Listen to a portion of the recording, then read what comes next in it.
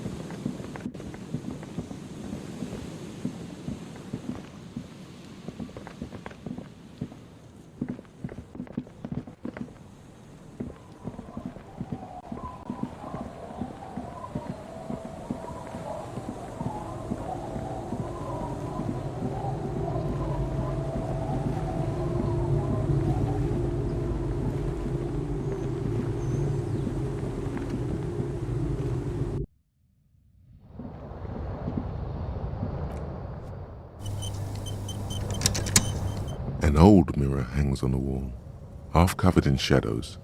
You cannot see yourself fully, just the outline of a man. You have no memory of the face that awaits you there. Really, all recollection of the person you are, the people in your life, and even the world you're in has drowned in a sea of blood alcohol. This was no mere night of drinking. It was a deluge of world-ending proportions. As you slowly reach your hand towards the surface of the mirror. Abort. You clearly have not thought this through. You won't like what you see there, and you will never unbecome it. Yeah, there is definitely something wrong with it. Where to even begin? There is the bloatedness, then the swollenness. It's like there's an upholstery of alcohol underneath your skin. Bet you are. Your nose feels like a small balloon in the middle of your face. It hurts when you honk it. It doesn't appear to be a particularly tiny nose either. Not with all the drinks it's absorbed for you. It's not. It's swollen and snail-like, wriggling between your fingers. Behold. You have no idea who this thing is, do you? Too late. You clearly have rigor mortis on your face. Oh wait, is that an expression? Are you trying to make an expression with that face? Why? Please stop. It's horrible. You're scaring yourself.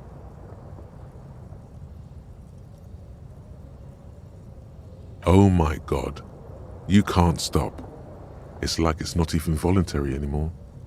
You have worn that grin into your face and now it won't come off. What does it even mean? What is the emotion you're trying to convey?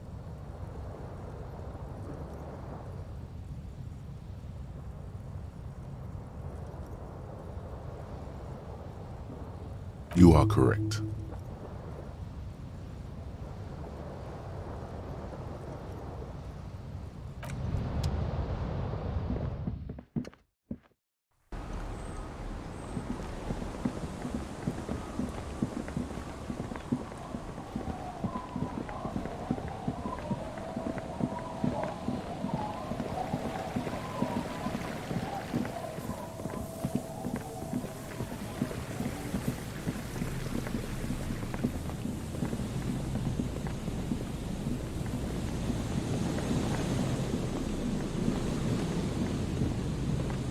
The trap stands empty near the reeds, powdered with snow.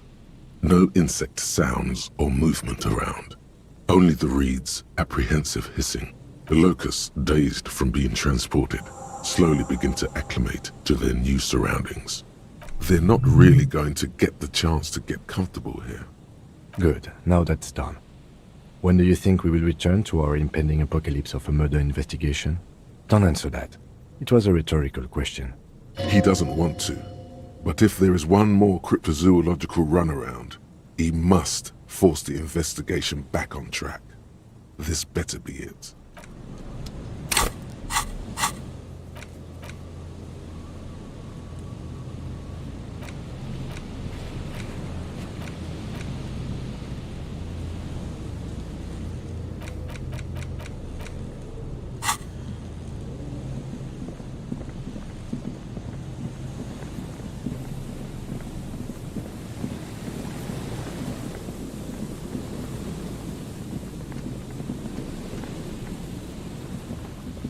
You see a once bright mural towering above you. The signage has peeled off over the years, but you can still make out Feld Electrical R&D, a slogan used to intertwine with the loops a long time ago. Now only a shadow of peeled letters remains. It says, "Tomorrow is just a whisper away." Looks like tomorrow never came.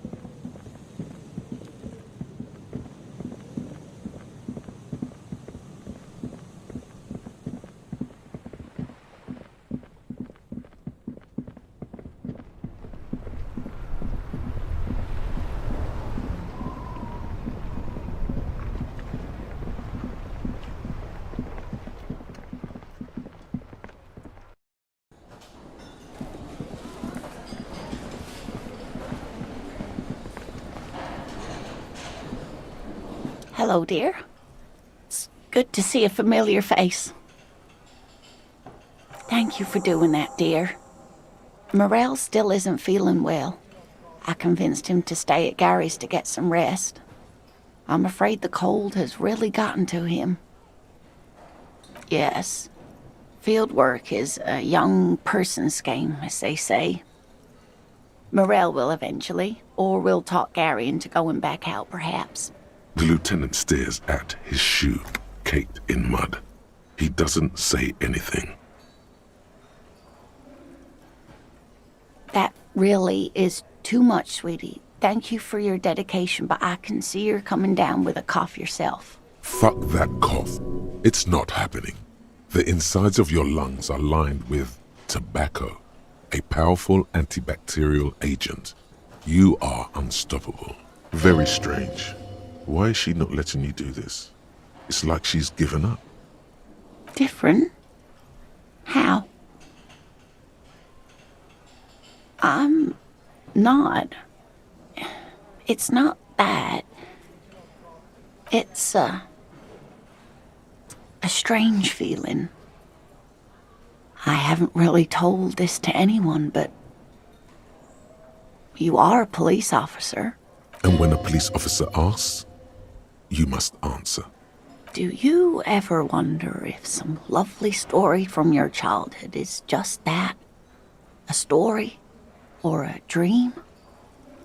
Seeing the Insulindian phasmid was just a story I used to tell people. I didn't really think about whether it was real or not.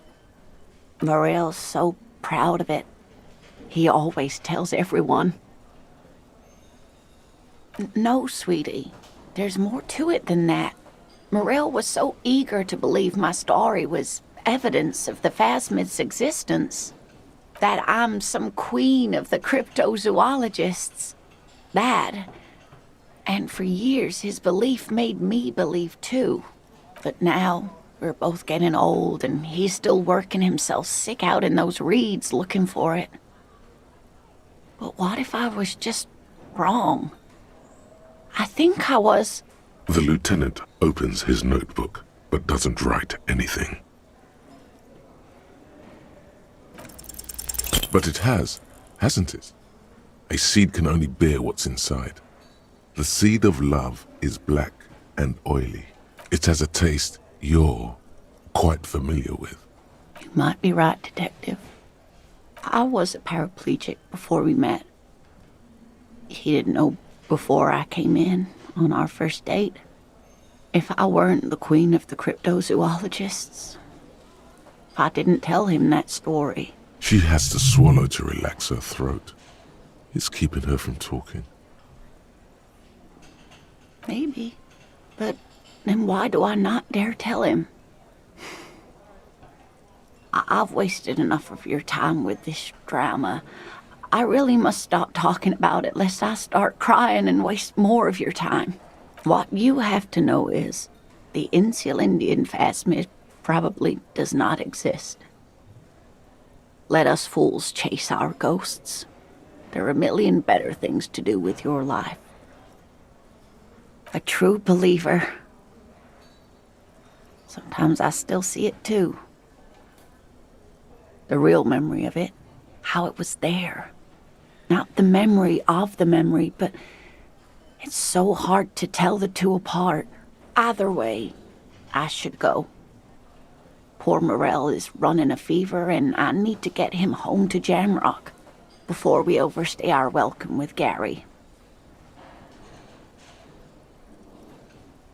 Oh no, thank you, but I can get there on my own. This old thing is gas-powered. And then a taxi home. It's not so bad. Really? Oh, sweetie.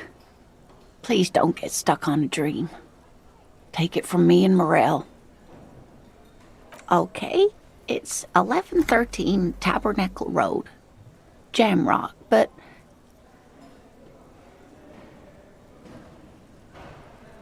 You too, sweetie. Thank you for everything, truly. Even though it turned out to be A fool's hope. Say her lips moving in silence. Like that, she drives off. The gas engine putters quietly as she gets to the doors, then pushes them open.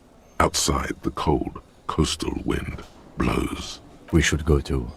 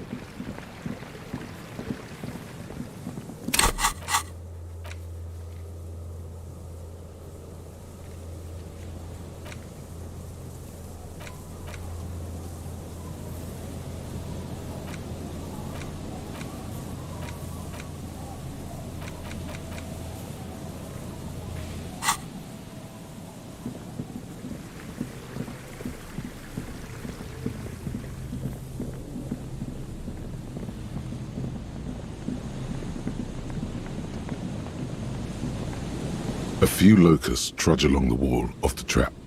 The rest...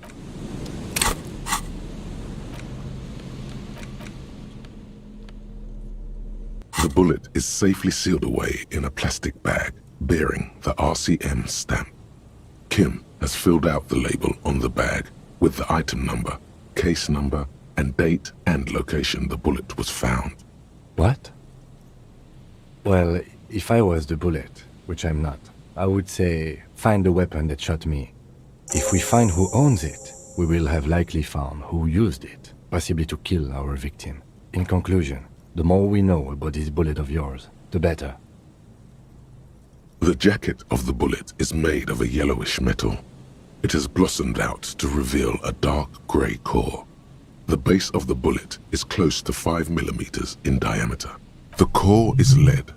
The brass jacket probably didn't cover the entire bullet. Otherwise, the softer metal wouldn't have expanded quite like that. You can just about make out a few striations near the base of the bullet. Little hairlines, linear. It feels standard. It's quite destroyed. Some of the fragments are still lodged in the wound. What can you say about the bullet so far? Okay. Jacketed means it would have been shot from a military-grade breech-loading rifle, and not from a muzzle-loader like those typically found on the streets of Revachol West. We were right. This came from a serious weapon. Even the RCM uses ordinary unjacketed conical bullets. This is strange. Very strange. I like this, officer.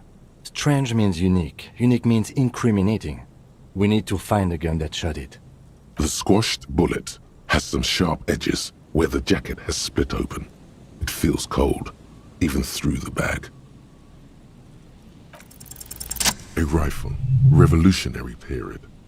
Your bullet looks to be an old 4.46 millimeter from the surplus left over from the turn of the century. Probably an antique or a retrofitted antique.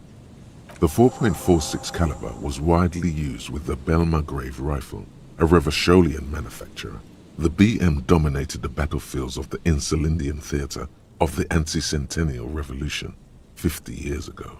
Incidentally, you have just such a rifle with you, the dusty old thing you found hidden in the basement below the commercial area. It's unusable, sadly. If it were, the bullet would probably fit the chamber. No, but Zeliger, a major firearm manufacturer, ended up with a surplus after the war. So there are still a lot of these old military rifles floating around, usually broken. The quality was appalling. Antiques enthusiasts, guerrilla fighters in distant countries, a few lucky jamrock bangers. You're looking for the same thing you found in that hidden weapons cache, only in working order. What are you thinking? Bullet? Okay. And? An antique. That makes sense. There can't be many breech-loading rifles floating around in Martinez, or anywhere in Ravachol, really. I have to hand it to the monarchs.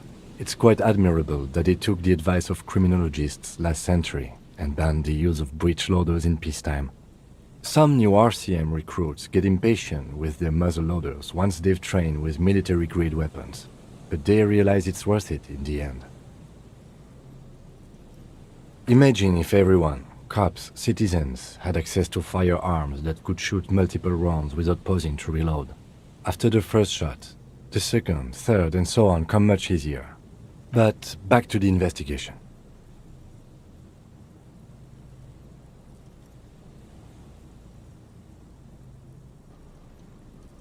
Let's find out.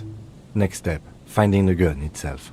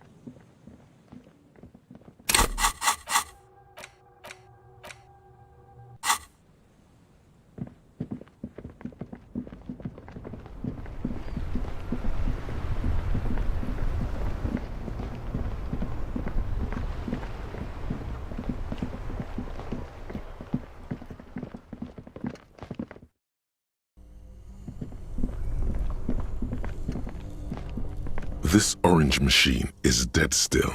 It has a hand-cranked ice cream churner and...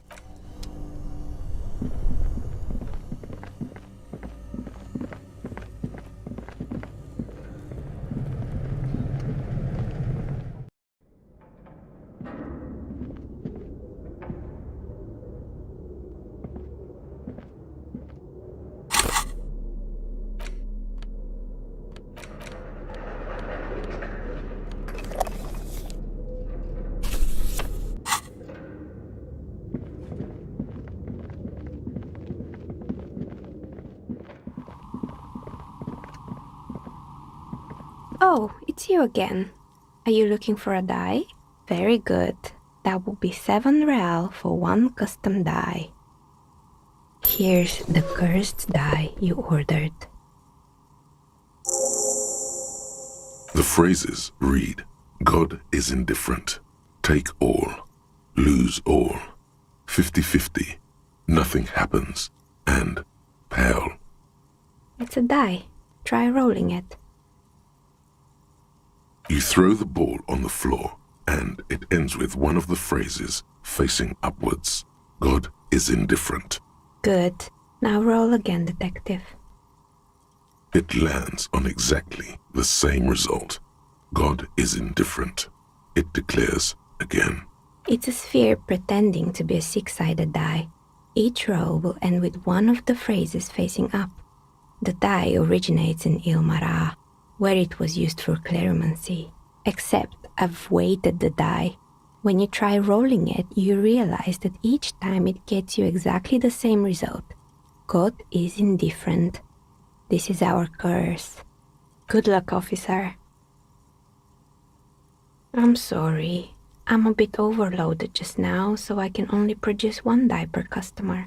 I'm listening. I'm pretty sure it still doesn't... Sure, I'm listening. Good. I hope it claps.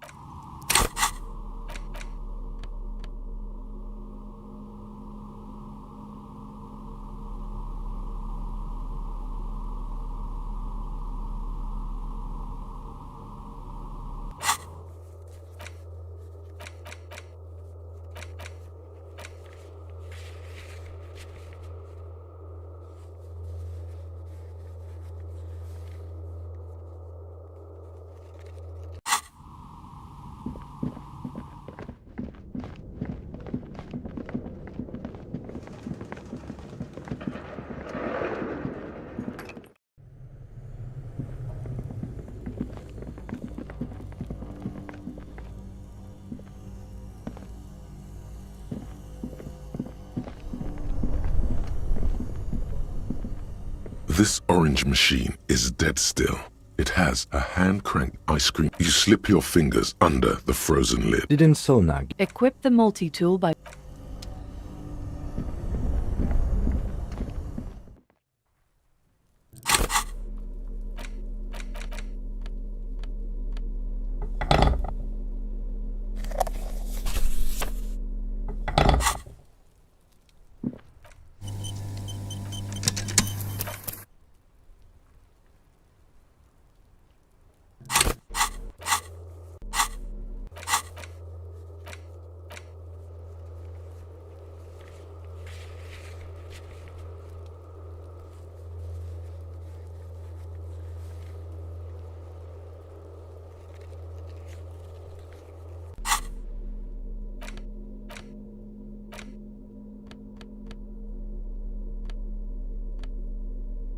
In your hand, you hold Dick Mullen and the mistaken. The story opens with a knock at the door.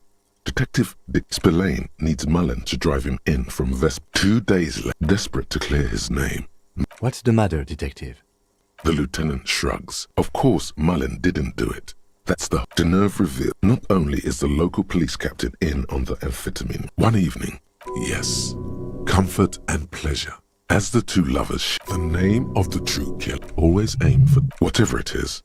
Mullen never hears the words. A blow to the base of his skull knocks him out cold instantly. When Mullen comes to, Deneuve is dead on the hostel bed next to him. To make matters worse, his clothes are covered with her blood. Mullen trashes his blood-stained clothes and flees the hostel, knowing it's only a matter of hours before the cops discover Deneuve's body, if they haven't been tipped off already. The heat is on. If Dick Mullen can't solve both murders before the cops catch up to him, he's going away for life. Can you solve the case before the cops close in? What is it, detective? It's a dangerous line of work, but somebody has to do it. That's why Dick Mullen never lets anyone get too close. What's the matter? Afraid you've been hacking up your friends' bodies in the night? There was never a time when he wasn't a detective. He was born a detective. Dick Mullen was made to crack skulls and solve cases. It's who he is. He could no more stop being a detective than a tiger could cease to be a predator in the night. For a moment, you cease to read the story on the page and see the book for what it is. A collection of brittle, cheaply printed pages held together by glue made from the hooves of horses. You won't find the answers you're looking for here, in other words. Is it really so evil, detective? Like what? Do you even have those? Just make sure you don't lose him. You'll not find another like him. But then, what does this book know? It's just a poorly made piece of pulp garbage made to be consumed and discarded. So, who did it, detective? Who killed Charlie Spillane and Deanna Deneuve? What? That doesn't even make sense. There's never a straight answer with you, is there? You just get hooked on random stupid notions and then repeat them every chance you get. Now go on. Find out who really did it. You begin furiously flipping through pages. Even as you know these books follow a series of well-worn tropes, you find yourself completely engrossed. You're turning pages so fast, you don't even notice the ancient spine coming unglued. You try to grab the pages as they come loose, but your fingers aren't quick enough. They're gone. Dozens of pages scatter across the ground. The last fifth or so of the book seems to have been lost. It's possible that you could gather and reassemble the pages, but it would take way too long. Ah, yes. The problem with mass-market paperbacks. They are not made to last. Perhaps this is a sign that you should get back to solving your own murder, huh, detective? Don't forget, it could have been the delirium tremens. In your hand, you hold 4/5 of Dick Mullen and the mistaken identity. You hold in your hand the colorful primer. The title reads, A Primer for Small Kids. There's a bear involved. This book will show you the score. Get you oriented with those basic concepts you appear to be hazy on. The anthropomorphic bear will give you the lowdown of your life. The alphabet. Every page has one word designating one letter of the alphabet with a faded illustration. Most of them are scientific and cultural principles. It goes as follows. A is for azimuth. B is for Boreas. C is for cosine. D is for diamite. E is for ellipse. F is for phlogiston. G is for gamete. H is for homeboy. I is for econ. J is for Eura. K is for collapse. L is for laudanum. M is for myriad. N is for nadir. O is for aureole. P is for perihelion. Q is for quasar. R is for rhododendron. S is for sinus. T is for tricolor. U is for ultra. V is for vector. W is for Wahrheit. X is for xylophone. Y is for Ustava. Z is for zenith. That's it. You know the alphabet now. Good. I also know the alphabet.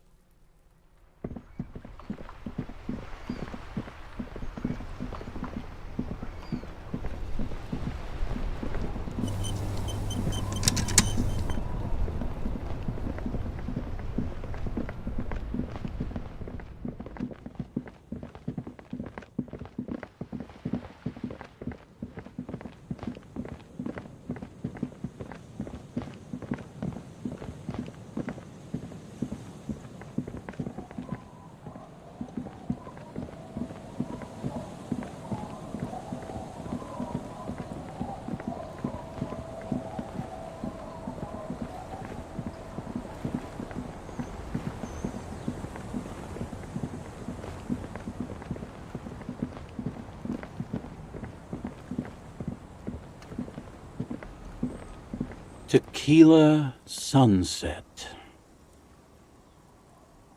Ah, tequila. I knew you'd come through. That's fucking great, man. What's that supposed to mean? What's that got to do with my jacket? What do I care about some local stiff? You gonna give me the jacket or no? Let me see. What? This isn't my jacket. My jacket was beautiful. This is fucking filthy. What am I supposed to do with this? I'm not taking a disgusting pile of hobo rags. I may be in an irrecoverably decaying orbit, but I've still got standards. Either bring it back the way it was before, or find a dumpster to burn it in. You know, despite the guano, it looks like the jacket itself is stain resistant. It may just need a good scrubbing.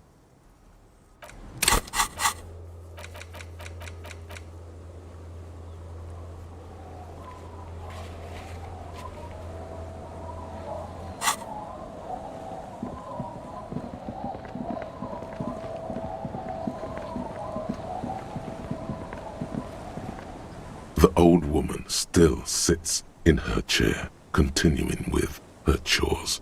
As she does so, she quietly hums to herself.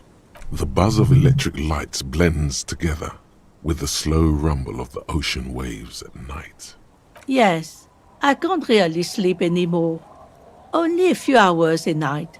It happens when you grow older. My suggestion is don't. Don't grow any older than you already are. That's old enough. What's troubling your mind? I can wash it for you, but it's going to take about a half an hour. Think you can stay put for that long? I could use a breather. It's been another track and field day. Well, hand it over then, and I'll see what I can do. Must say, I'm proud of this one. It's pretty nice underneath all that filth. I hope you take better care of it than its last owner.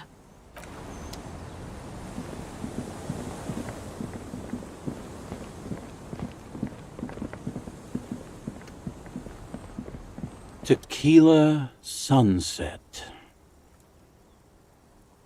My jacket? A look of consternation crosses the man's face. He looks at you, then at his bottle, then back at you. What the fuck are you talking about, Tequila? Faum? That's medium concept stuff, not my style at all. I can't believe I'm saying this, but maybe you should lay off the booze. It's fucking with your head.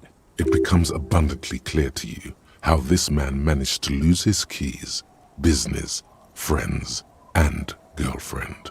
I'm calling it. It's neurological. You know what? Fine. Maybe I can pawn it for some booze. Aye, good thinking.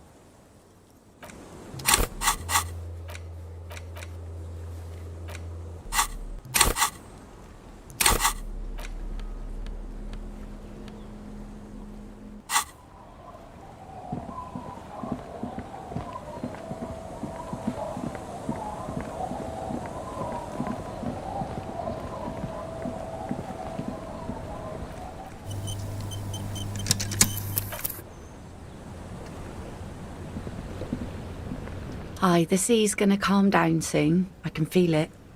The wind is turning southeast. What's on your mind, officer? Oh? Who? Well, how can I assist you then, officer?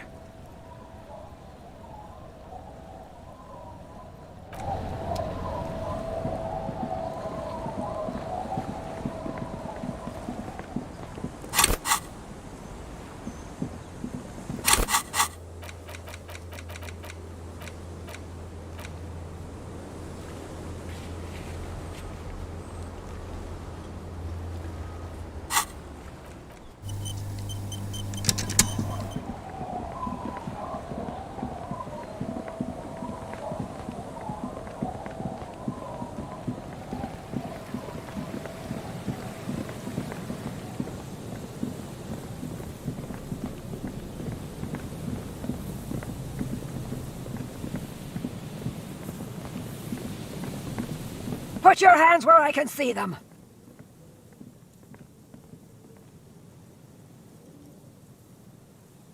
Show me your hands. This is the pigs. Show me your hands. Right now! Show me your hands! Right now! Scavenged, battery-powered police lights protrude from her back. The flickering light show reveals a gun in her shaking hand. Her hand is trembling from some sort of neurodegenerative disease. Madame, please drop the firearm immediately. You shouldn't be here. Something's very wrong with her. She's completely out of control.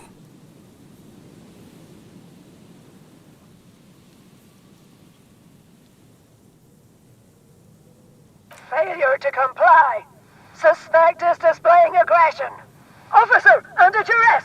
Officer, under duress! Her eyes bulge with terror. Veins protrude on her forehead. I am the police. Don't move. Don't move. Hands on your head. Suspect is armed and dangerous. Lateral vascular neck restraint. Carotid sleeper. Carotid sleeper. Critically reducing blood from passing through the neck of the suspect. Be careful, detective. Don't do anything that might set her off. This is dangerous. You're 70% certain you always leave your gun loaded.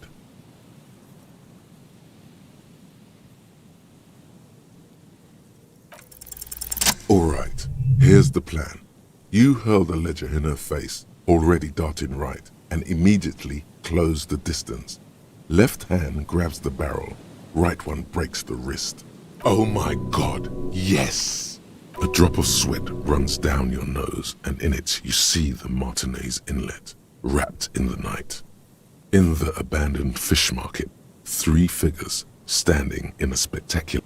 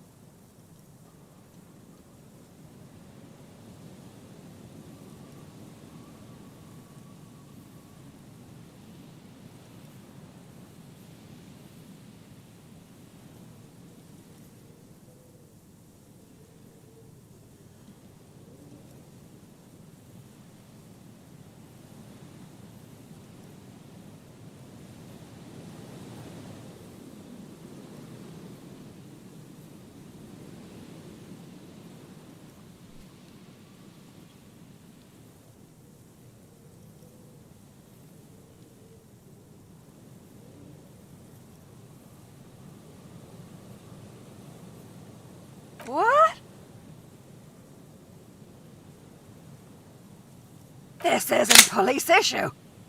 Police weapons have bullets. This isn't real. What is this?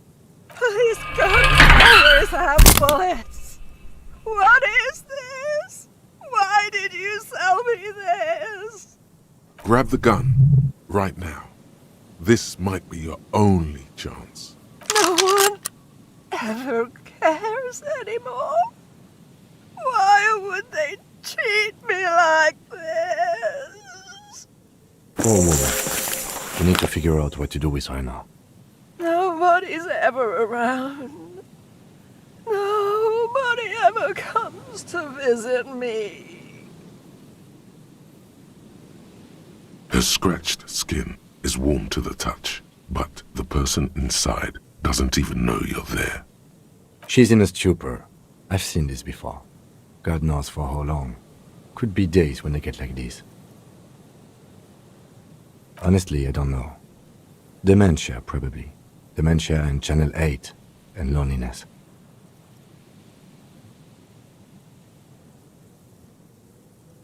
Could be.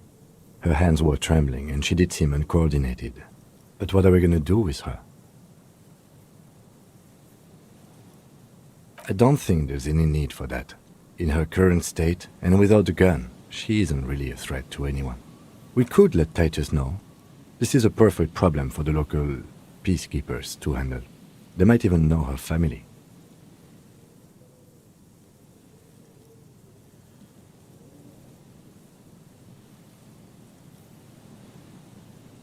Then we can ask him once we get back to the whirling. But we have to hurry, because it's late. But I think we're done here for now. Please, leave the radio on. She stands motionless, just a heap of clothes and fleshes now. Maybe if you search her once more. The woman stands slumped. She looks catatonic under her mountain of RCM paraphernalia. Is one of those things a police cap? She doesn't even flinch as you reach out and disentangle the familiar-looking lieutenant's cap from her mountain of RCM paraphernalia. Oh, is that yours? It's your hat. The old woman doesn't react.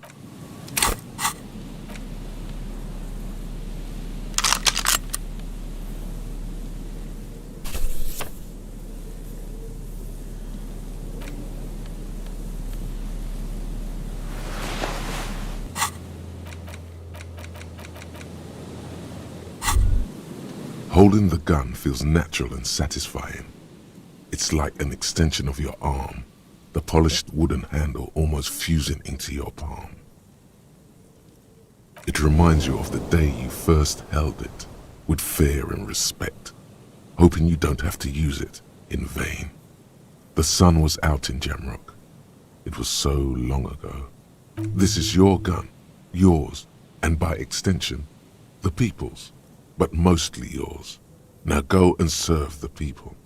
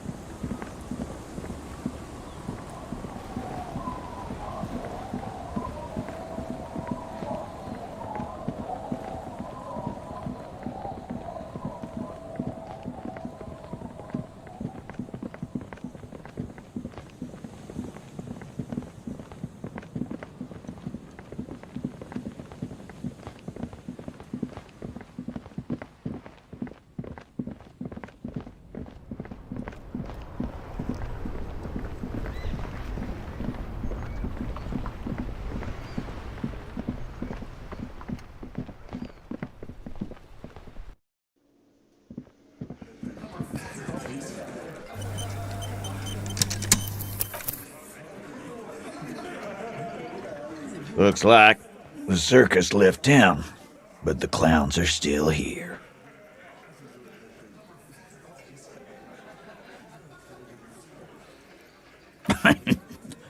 What's that, Copper? You want us to help little old ladies now? You're local law enforcement, aren't you? Helping troubled civilians should fall under your jurisdiction. Yeah. We'll send someone out. Who is? Wait. It's the pigs, isn't it? God, poor lady. Don't worry. We'll handle this. I think she got some family in Kuron or something. Bastards left her alone when she got sick. We've been getting complaints. Hey, wasn't Everard's B team looking for her the other day? They said something about her, I don't know, finding something? Yeah, I think you're right, Gene. She have something of yours, Pig? Whatever you do, do not admit to these punks you lost your gun. You will suffer if you do. No? Well, whatever then, Copper. No. They totally said what it was. What was it? Anyone remember? I don't remember. I was fucking drunk. Let me know if you figure it out back there. Now, anything else we can help you with?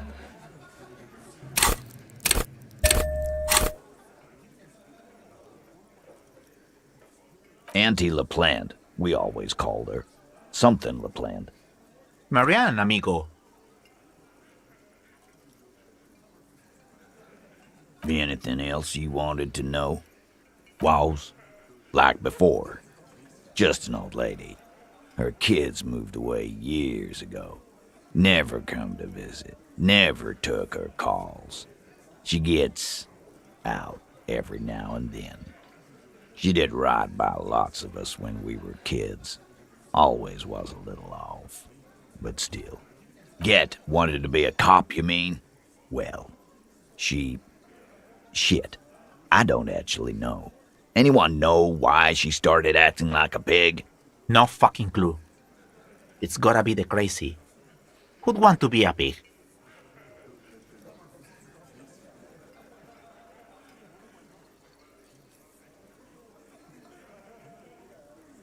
Yeah, you should be. Whatever, Cobb. Don't worry about it. We'll take care of our own. Dunno. She lives by the water. Shit washes up all the time on the beach. Police paraphernalia doesn't just wash up on the coast, people. It's not like we dump it at night. She bought it, collected it. No problemo, cop man. We take care of our mentally ill here in Martinez. Ain't that right, boys? Sure enough, we're the real heroes on these streets.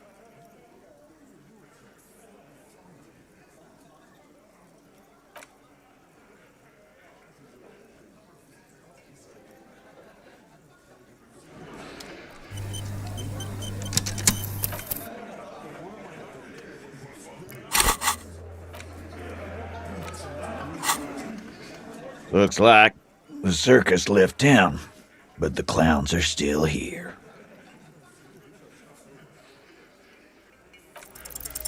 As you look around this room full of sweaty men, swearing, drinking, spitting out tobacco, does this look familiar? You believe the place was called Precinct 41. It was also filled with, almost exclusively, men, sitting on desks, talking shit and wasting time. Huh? You got a problem with beer now? Not quite there yet. Push on.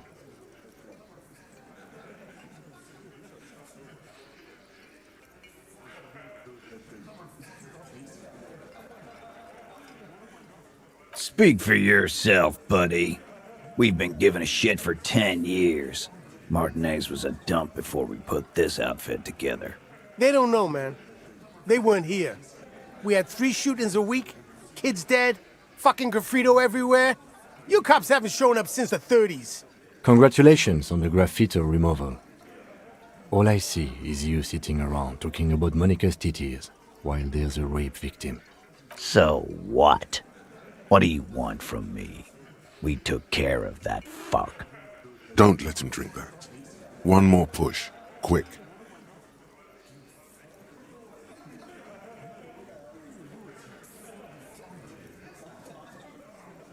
Titus? She stops mid-sentence. That's it. You got him. He's going to give it up, but on his terms. You wanna help her, cop? Fine. I'm gonna let you help her, but you treat her with respect. If you don't, if you question her, harass her, a freight train of pain, buddy. What is her name? Glacia, I'm on due. She's staying here at the Whirling in Rags, a real pretty one. Silvery jumpsuit, blonde. That's Amonju, with an O-U. Shit. The girl upstairs? That can't be her. She knows you drank so hard you forgot you were a cop. Yeah, blonde, tall, 2 rooms over from yours. Sure, why not? You've probably seen her around. You inexplicably add cool after the victim's name, with your eyes bulging like some wild beast. Your fingers are fidgeting and sweat starts forming on your brow as Titus looks at you oddly. I don't understand what's so cool here. Nothing. We just have a few more questions. Then we'll be on our way. Relationship? There was no fucking relationship. He raped her. That's their relationship. Was like that karaoke incident all over again. Or like some of the other girls he was harassing. Okay, enough. All of this is irrelevant to your stated investigation. Remember what I said. Freight train of pain.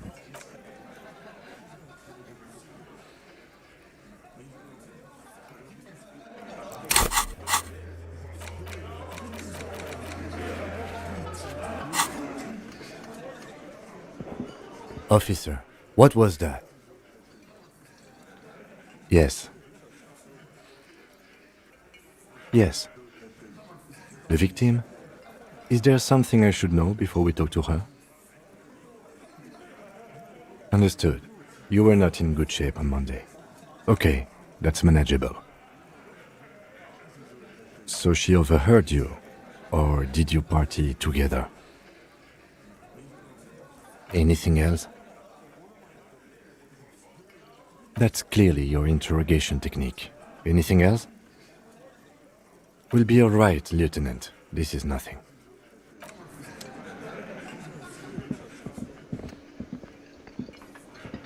Yes?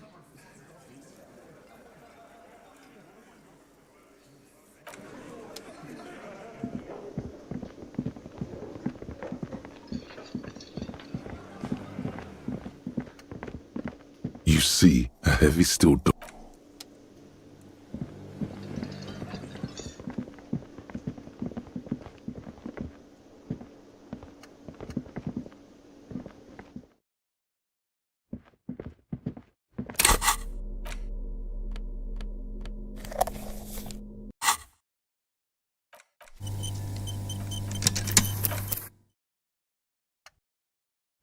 The door is closed.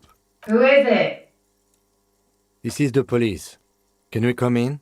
Come on up. The door is open. I'm drying my hair. Sounds like it's coming from upstairs somewhere. You could snoop around before going up.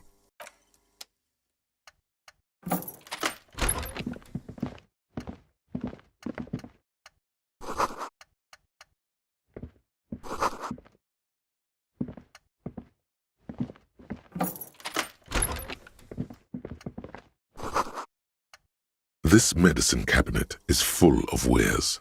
Sheets of pills, haphazardly stacked, one on top of the other. There's also a toothbrush somewhere in there.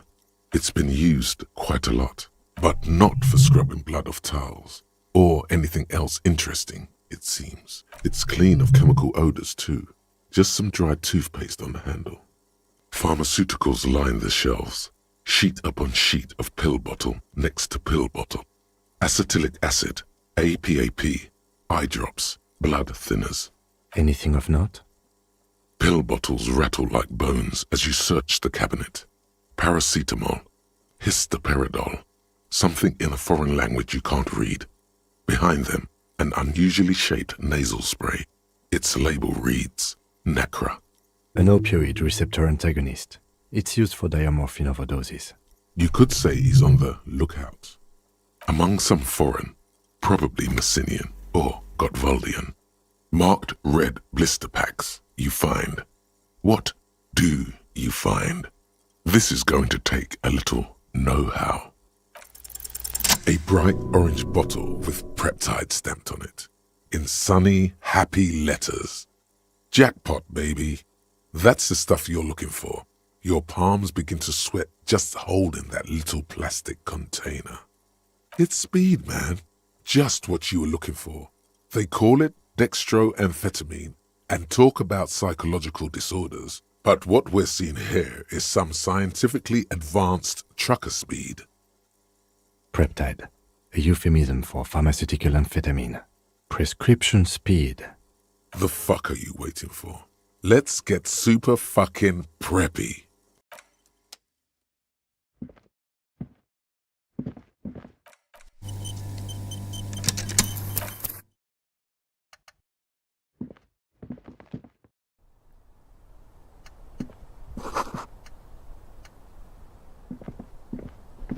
This window is pristine on the inside, unlike the one next to it. Light from the desk lamp reflects off the glass in an untarnished golden halo, smooth as ice. There are spots of mud and rain on the outside, even smudges. But the surface of the window is clear from the inside. No chips, no hairline fractures. Following your lead, the lieutenant leans in closer to inspect the surface. Looks like it, yes.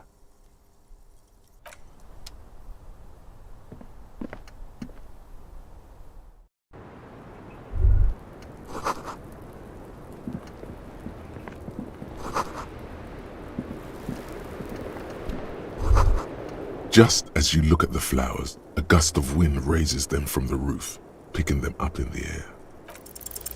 You catch a single white flower between your fingers. The rest fly off into the wind. It's a maybell. The young woman looks at the maybell in your hand.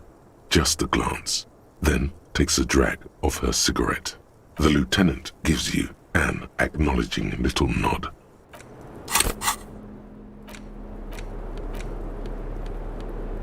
Six crumbling petals rest on your palm. They're white, a bell-shaped crown.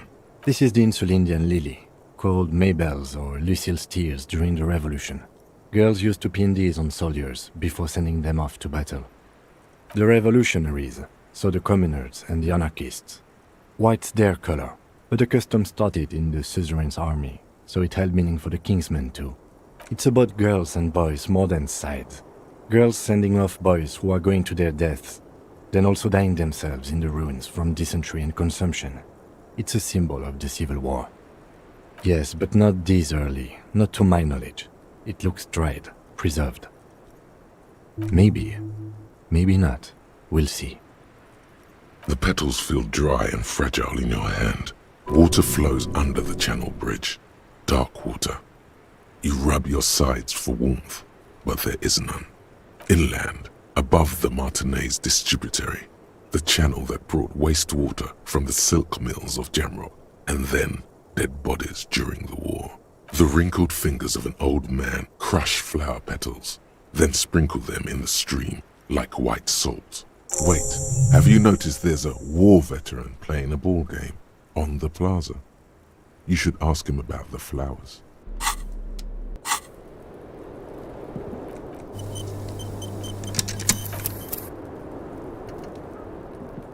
The same small, heavy door.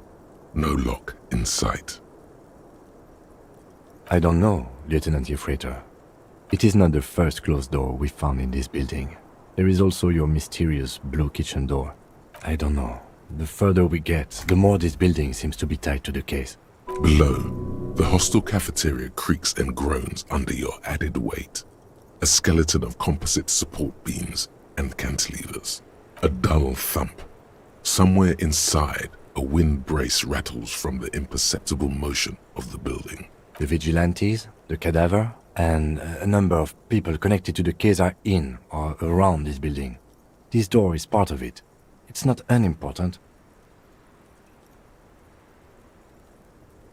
I hate it when that happens. It's barred from the inside. You hear the bar rattle in the brackets. Sounds like it's heavy, too. Very sturdy.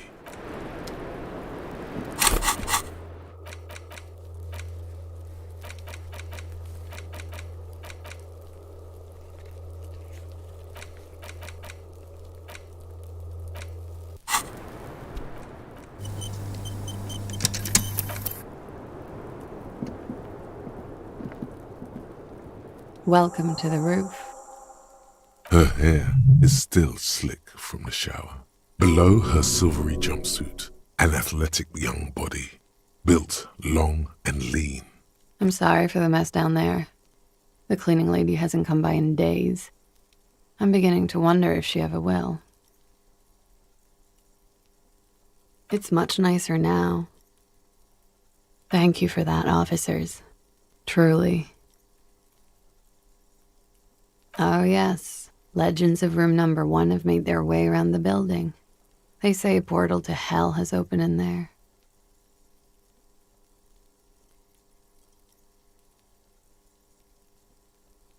A third place?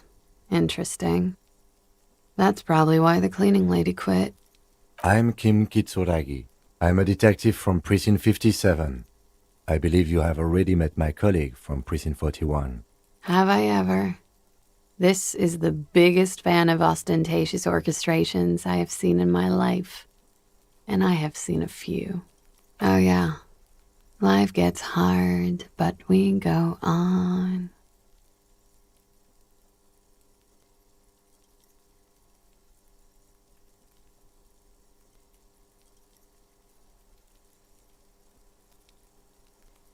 That's the one.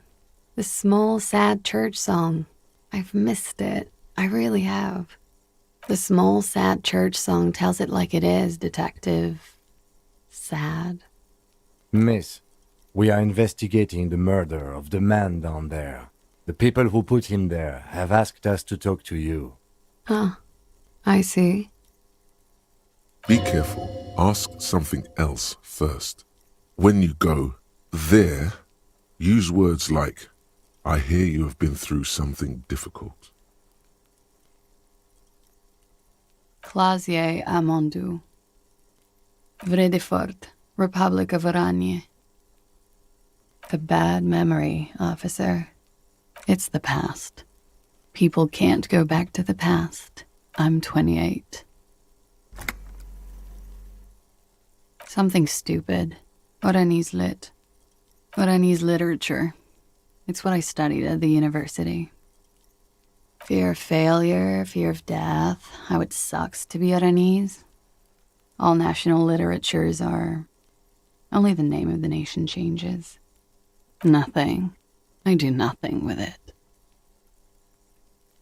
It's not very cool, but what can you do? I'm afraid you can't, officer. Why is that? Because it's buried in a sealed plastic bag at an undisclosed location on the coast, along with cash and airline tickets. Thank you for your candor. Why? They say so in your tourist brochure. Keep travel documents away from your person when west of the river. If I were to lie to you, I would come up with a more mainstream name than Clausia Mondu. It's okie dokie. If any of this made her nervous, it certainly doesn't show in her expression or her movements. The record. So official. Yeah, it's pretty deluxe. I'm wintering. How long have you been staying here? About 4 months. I came in November. Here in the Whirling, here in Martinez, or here in Revachol. Because it's the funkiest building in Martinez.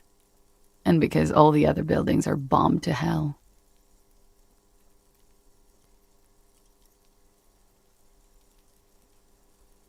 I have no idea, officer. It is. The lieutenant makes a note in his notebook. Thank you. I've put a lot of time and effort into it. Technically, possession of narcotics is legal in Revachol, but you should still reprimand her. With money, sir. It's not exactly the NT-star size caboodle I intend for it to be one day, but it's getting there. Comes in handy when you've done too many opioids. Is that something that happens to you often, miss? Better safe than sorry. Oh, yes. One of my favorites. It cures many ailments. Like not being able to stay up for 36 hours, not being happy. It cures those ailments. It's just a merit speed molecule, basically. Very funky. Okay. Watching herself reflected in the bedroom window, tall and sparkling and draped in smoke. She looks at the dried petals in your palm, then lightly touches one with her fingernail. Chipped white polish covers the nail. It's long and sharp, like a mini dagger. The petal crumbles on contact. Pretty. Looks like a dried maybell. Is that the one you caught? Sambo style? A martial art, sir. Is that it? Why was there a flower on the roof? I don't know, officer. Because of the wind? Something difficult? I've been through at least half a dozen difficult things. Which one do you mean? By sexually assaulted, you mean raped? Yes. It's a bit early in the morning for raped, isn't it? Is it? It is evening. Time flies, man. Yeah, I'm gonna go with not raped. I don't want to say that shit about him. By him, she must mean the victim. Tell them it's not my style. They'll have to, if they want to jazz up the charges, they'll have to get someone more, rapeable. Are you saying that you were asked to tell us you were assaulted? Not explicitly, but I understood what they meant. It wouldn't hurt to spice things up a bit. Some assault and battery. Sexual assault, maybe. It was clear the latter would be spicier. Pretty much. Warming them. She must be very cold and exhausted of this life. We partied.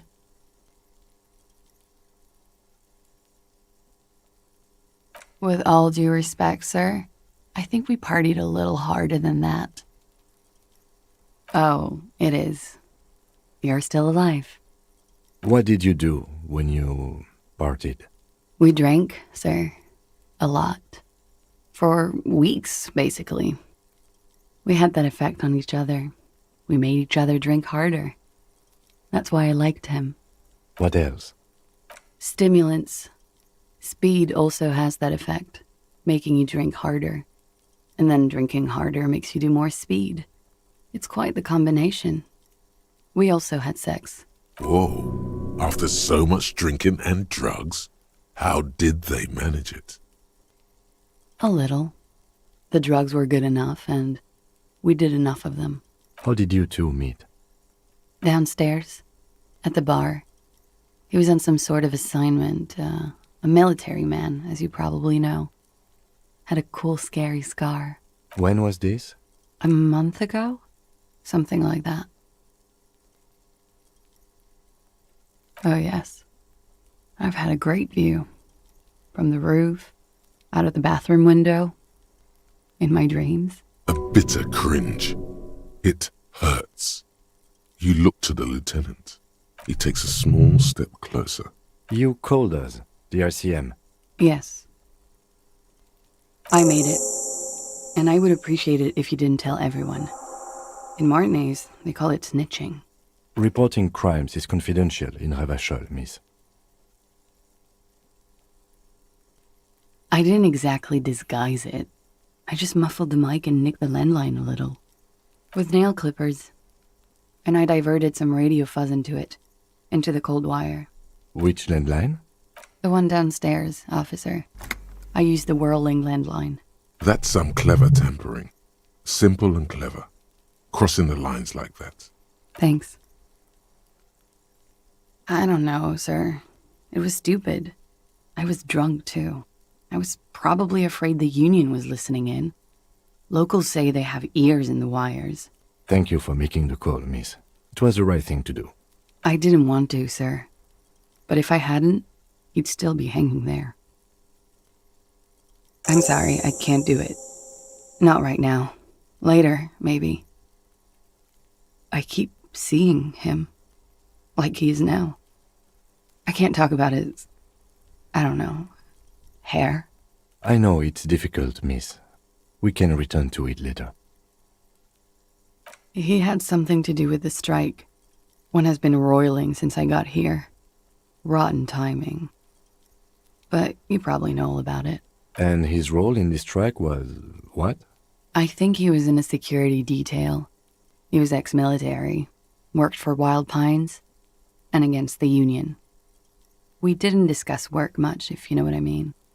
But I understood it was dangerous. And they lynched him for it? She nods.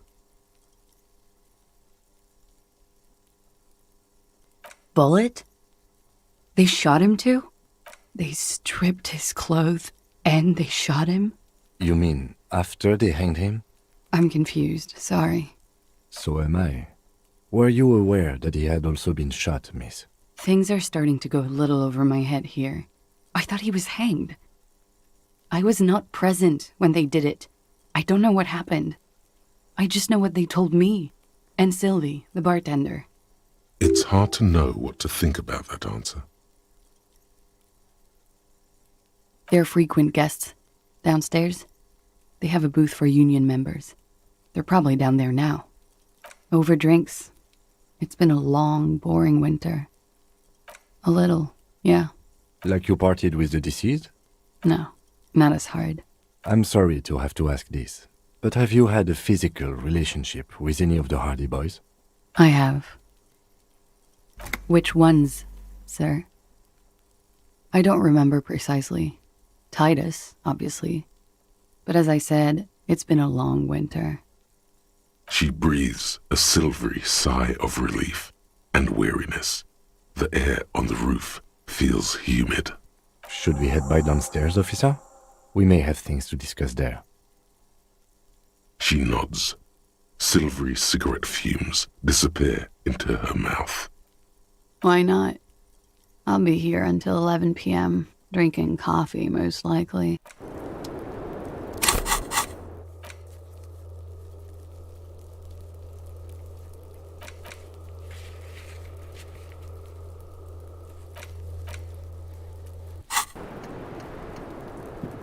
Looks like we have more to discuss with those so-called Hardy Boys. Half their reasoning just went out the window. Nothing will make them respect the RCM, but it will disrupt the game they prepared for us. We just stripped off one layer of whatever it is. Her decision to not corroborate their story was definitely not part of the plan. What else could she have done? Lie? She saw there was no way to lie and get away with it. If not you, then me. It was a smart move from her. You think so? She seemed forthcoming. Unusually so. Being forthcoming about some things is a good way to obscure other things. The best liars are always forthcoming. Anyway, we should move. I suspect our investigation will bring us back here soon enough.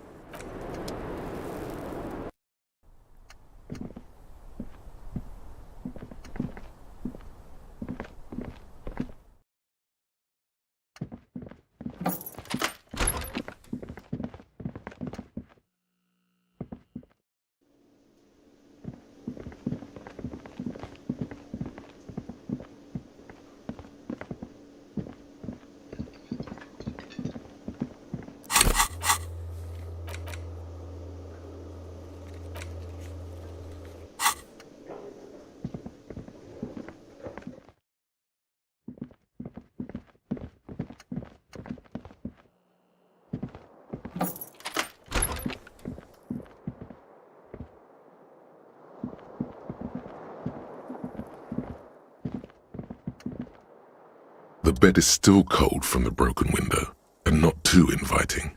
But it's yours. You've earned it. It's not easy, but your bones are so tired from what feel like weeks of work on the case. You have to try. After what feels like hours, you feel you might be sleeping. Thoughts, baby. A million little lights in the dark. You're one fine instrument, brother. All those faces and all those names. All that laughter and screaming and scheming around. Every corner and every street. Recorded in you forever on ferrotape. On and on it goes, for untold hours. At the disco where you first asked her to dance.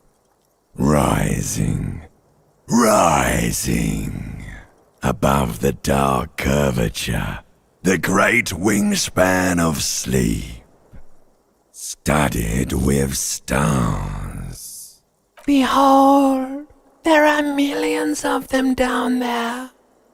The first time, the last time, the smoke in her mouth, the plotted flowers, the faces turning, changing.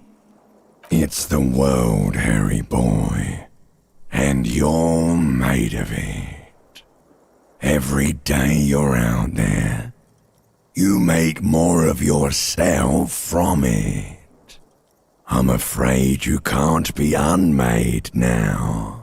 You can never forget this shit. Beautiful. It's stuck on loop, whirling, spitting out words and images. You're the son of the world again. Harrister, a ceaseless agent, picking up litter and old newspapers, collecting your little bubblegum wrappers and idiotic picture postcards. Meaningless, meaningless keepsakes. Reading your awful letters and recalling things, aren't you? The endless names of the world. An address book you are. The map of a city. You'll go insane if you keep going like this. One more day, and you'll be in the loony bin. I just know you will. And for what, brother man? For the working class. Solving your little crossword puzzles. Doing your tasks. Crossing names off lists. Trying to become some sort of world detector. It won't make it okay. It won't put smoke back in her mouth. There he goes again. He's a real political animal, our Harry. He still doesn't see that it's the world changing around him. He's got no idea what he's in for. 'Cause only love can break your heart. Beep, beep, beep. The alarm is ringing, Harry. The disco circus goes on and on. You barely slept 3 hours last night. Do it for the wind.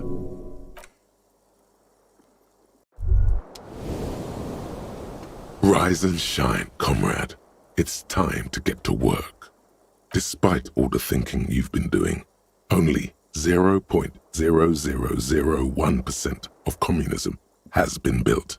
It's too great a task to undertake alone. You're going to have to get organized. Organization hasn't exactly been your strong suit, historically speaking. You must seek out your revolutionary brothers and sisters. Find out how much communism they've built. Then, together, maybe you'll be able to build as much as 0.0002% of communism. But it won't be easy. Decades of persecution by coalition authorities have driven the remaining communists of Martinaise underground. Just between us, you may want to lay off this grind up the bourgeoisie stuff. It's a bit off-putting, even to fellow communists. Let your nose guide you, detective. Yes, fortunately, communists are known to have a very distinct smell. We really have no idea what they're talking about. There's no linkage between ideology and olfaction. Failure. It's a smell you know all too well, simultaneously repulsive and yet darkly appealing. Musty with a sharp tang, but also a remnant of lost sweetness, like a rotting mango that's been swaddled in a coat from your grandfather's attic. What you're smelling is your own body odor, of course. Nothing a shower and change of clothes couldn't fix. People sometimes complain there are no real communists left in Martinaise, but you can smell their presence. They're out there, waiting for you to join them. First, you'll have to locate the remaining communists in Martinaise. When you get near to someone with revolutionary potential, your nose will give you the signal to establish contact. Again, no, it won't. Any olfactory response you perceive will be strictly psychosomatic. You should begin by interrogating those lawless malcontents at the Dock Workers Union. They're an obvious place to start. You'll discuss the monumental world historical task that lies before you. You'll engage in rigorous and spirited debates about Mazovian theory and practice. But mostly, you'll probably complain about other communists. Not at all. Complaining about other communists is one of the most important parts of being a communist. Here we go. Wake, brave worker, 'tis no time for bed. Fight till there's no slaves below, and no masters o'erhead.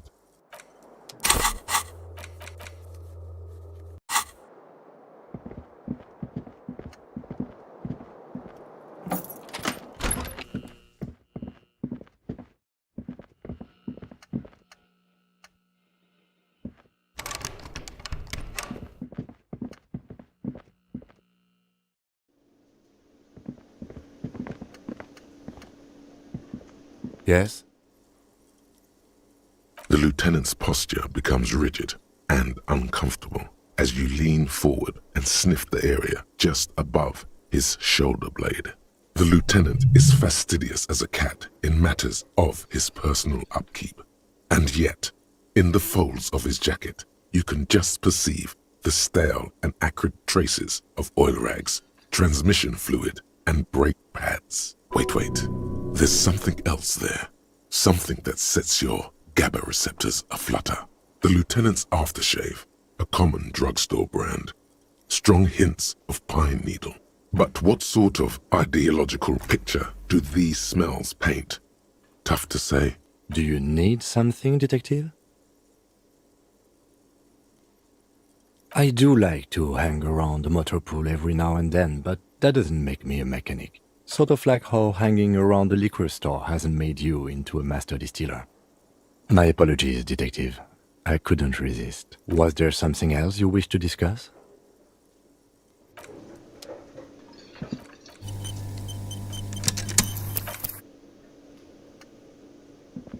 Hey, was there something you needed? Well. Bringing in that new bird. Wait. No. Something about this bunch doesn't smell right. They are, but they don't seem too keen to talk with you, do they? No, they don't. Glenn seems to be contemplating grievous bodily harm while he massages his raw knuckles. In the far back, Eugene is doing his best to ignore you. And from his perch at the end of the table, Titus Hardy himself stares at you with a cold contempt that makes you want to leave the cafeteria straight away. Besides, you're pretty sure they consider themselves social democrats. The man ponders his cooking utensils and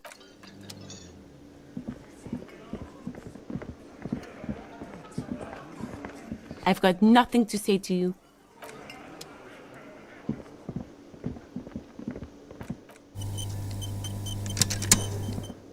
Again? I can't believe this shit. Yes? What is it?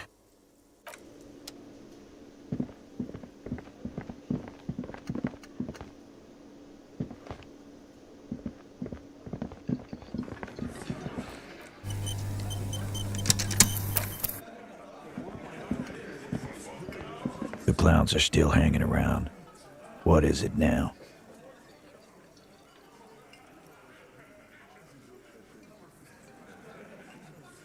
Fuck! I knew that fucking whore couldn't be trusted. For the record, Titus Hardy did not explicitly specify the victim as a whore, nor did he say anything about trusting her. Oh, shut up and stay out of this, Liz. He raped her. He was out of his fucking mind. You have no idea. She's just in denial, asshole. You don't understand the traumatic experience. She's shutting down. And she doesn't fucking trust you. Yeah, she's crazy, you know. A crazy bitch. You know the type. She's fucked up. Lawman, I'm at the end of my goddamn rope with you. I fucking told you not to push her. And you went and pushed her. I am gonna fucking hit you. Duck. Titus Hardy! Success. Titus backs off. Fists down, everybody. Everett personally sent me to take care of this.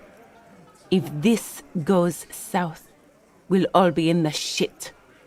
But you, Titus Hardy, are going to be buried. Am I understood? The room is so quiet you could hear a pin drop. The rest of the cafeteria has gone quiet. Someone has to rush in to break the tension. The second in command. Look, Copper. We know that that fuck was a rapist and a killer. We got him confessing to it on tape. Show it to him, T. What's the harm, right? Here, jerkwad, listen to this shit. And then come back and tell me this soldier of the apocalypse was an innocent man. I'm sure we can find a tape player. Where can I listen to this? Why don't you try shoving it up your ass, genius? Yeah, play it with your ass, cocksucker. I'm sure we can find a tape player. It's not a problem. Your room had one. Or maybe it's too broken.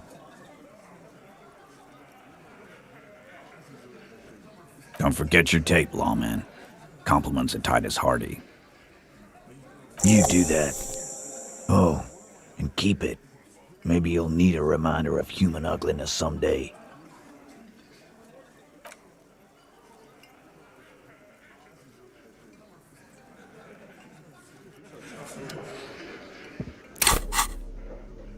You stare at the great door.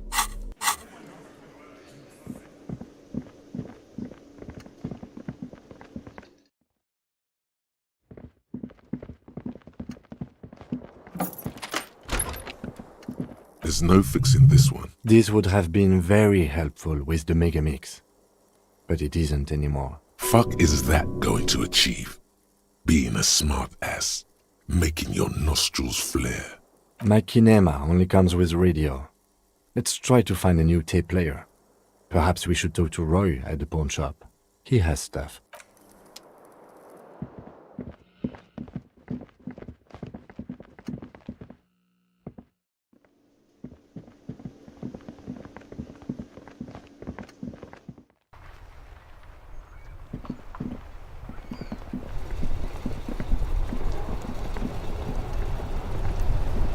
Inside, you see a set of steering levers, a radio microphone, a pull-out toolbox.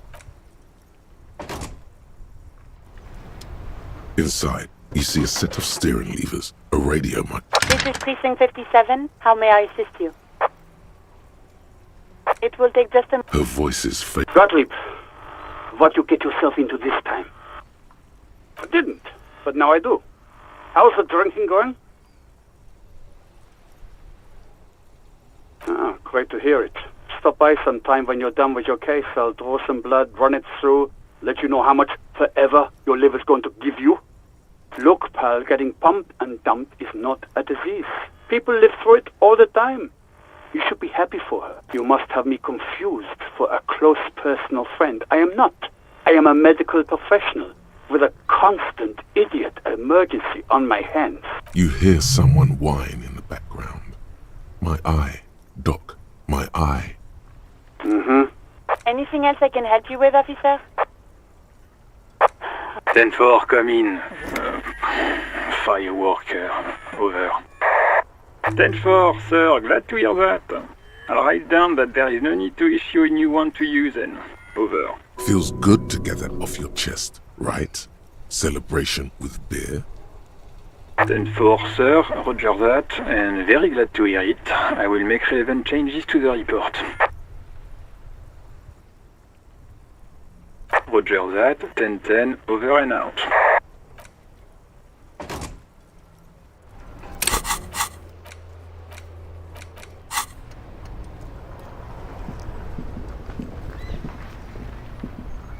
That's one brutal motor carriage. If I were a real skull now, I'd jack it, paint it in palm tree livery, then bottom light it, neon style. A snazzy shit-ripped skullmobile like this would make a fine trophy. We could, like, hang fucking shrunken heads from the side mirrors. Cops' heads. Scary tribal shit. Yeah, tribal shit. A cop carriage like this would have proper skull value. While I appreciate the interest you take in my brutal motor carriage, I have to stop you right there. The RCM takes threats directed at its property seriously. It's just theoretical work, Copper. No basis in reality. Man, if we were certified skulls right now... I can tell you who we're not, cop. We're not snitches or skulls. Which is not to say that the skulls are bitches and... On the contrary. The part of this presentation you want to take home with you, cop man, is we're not part of the skulls. Yet. You don't know? What kind of cop are you? The question was rhetorical. The skulls are the most vicious gang of the Besmertne. The nastiest bunch of psychos ever. Jacking carriages and getting into high-speed chases. Possessing an infinite amount of fuck-all swagger, infamous for their non-verbal modus operandi. If a skull spots you, he will pull out his dagger and stab you without saying a word. The lieutenant's voice is as calm as usual, a testament to the violence and death he's witnessed through the sight of his firearm. They usually occupy the burnt-out quarter in Jamrock, or you can find them loitering around their brightly painted bottom-lighted vehicles. I can't wait to become a skull. Bottom lights are wretched aggressive. No, they really aren't. It's porno tuning. Say no to the porno. Murder? Yeah, sure. We'll gladly tell you everything we know about it. It was a man. Also, he was hanged.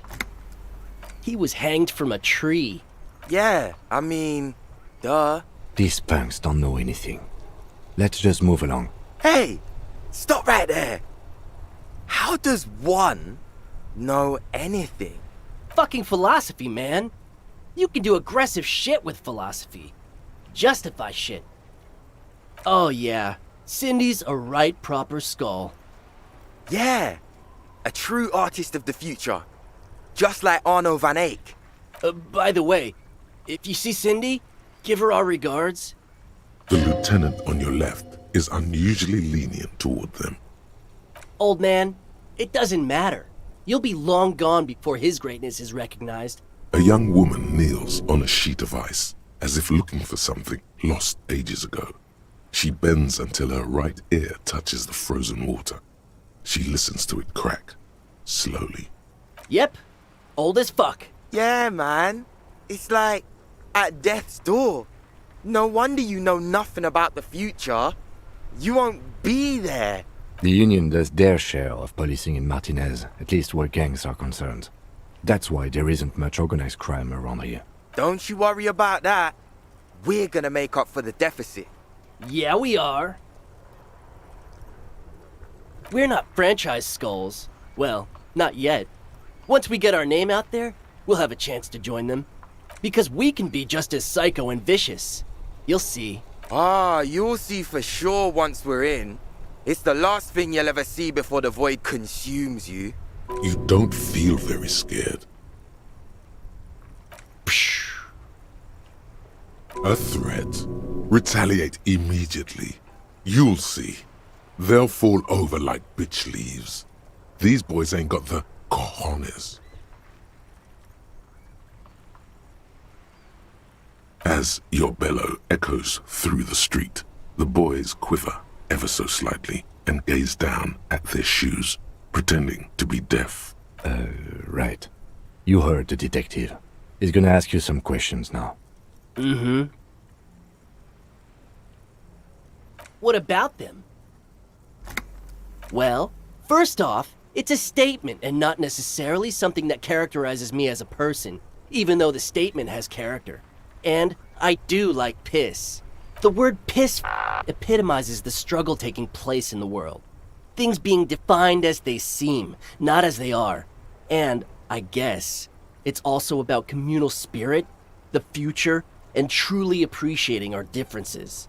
Also, you've got to admit, it catches the eye. And since the Grand Piper is slowly but steadily moving towards basing the economy on it, attention, it is imperative that the medium itself convey the message. What I mean by this is, we are all pissed, and that the world is inherently meaningless.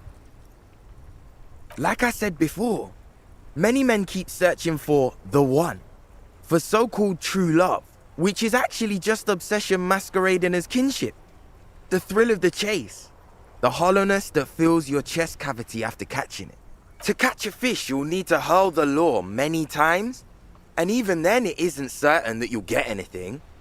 If you blow up the lake, though, you get more fish in a shorter time. And, for time is of the essence and fleeting ever so quickly, one must think of a way to fuck the whole world and not get caught up in fucking someone. Because when one fucks everything, he fucks nothing. And that, to me, feels glorious. Sticking your dick into the void. Is it a coincidence that here we have 2 badass jackets and 2 badass cops? Yes? What is? What are you implying? I'm not sure I understand you, detective. Neither. Fine, if only to end this discussion. Theoretically, if I were a juvenile delinquent, if I were to already be down that path, I think peace is the stronger of the two statements. Seems about right, especially considering your heroic exit attempts. So are we done here? Or you don't need us around for your secret whisper party, do you? No, no, no. Don't ask anything. Be subtle and scary. The boys dream about being skulls. Use that. Suggest they're massive skulls. Come on. What? No! Skulls don't have kings. I think. And we're not even in yet. Yeah, man, keep your voice down. Skulls don't take it lightly when folks pretend to be them. We're not even prospects yet. Wow, you boys are ambitious. Only prospects and already planning a coup in the skulls. You're destined to go far. He gets it. Passive-aggressive flattery. Shut the fuck up! Are you trying to get us killed? Now bring it to the jackets and, yes, start shouting. Please be quiet. What? What do you want? The jackets?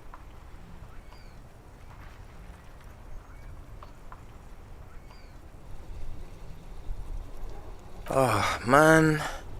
Okay, I get it. Skulls don't really wear slogans anyway.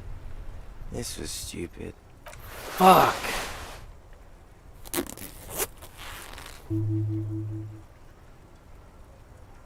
The lieutenant watches the boys take their jackets off with mild amusement. I'm absolutely okay with not having either one, thank you. This case doesn't require us to go undercover or raise hell. In fact, I don't think the jacket will be useful at all. I just wanted them to not have them anymore. Cold-hearted cop. The need will not arise. I don't know, Eric. It's cold out. Yeah, let's get out of here. The cops fucked us.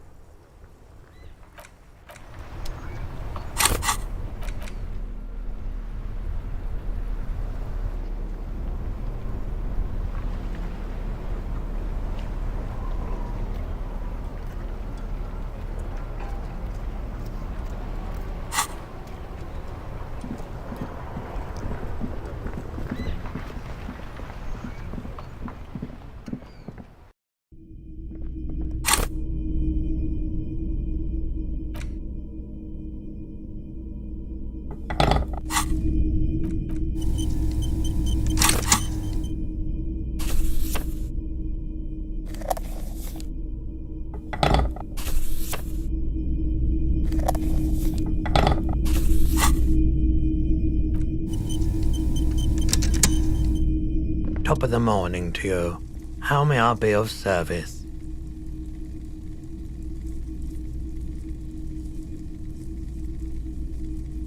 Perhaps. I just like being awake for the transition between night and morning. I doubt it, but... The pawnbroker's gaze is already fixed on the dancing colors. Yeah, we still have those boomboxes on the shelves. The boomboxes wait on the shelves, and your boombox, that gold and amber Harmon Waushi, stares at you longingly with its tape reel eyes. A discount? I do have to keep the lights on, man. It's 12 real. A man like that in a neighborhood like this, in a rickety house falling into the sea, there's fear in him. Use it to your advantage. Careful, you can only do this once.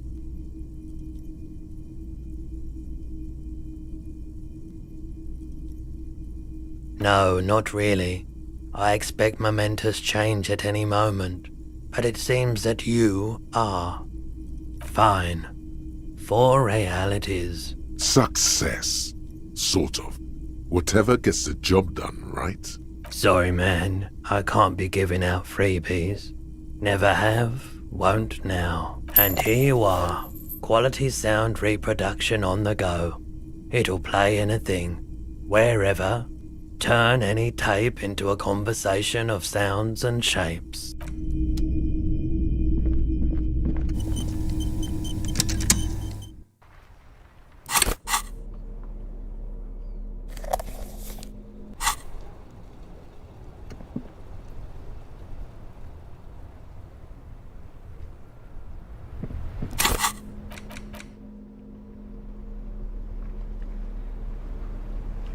The porter reel is just what you needed.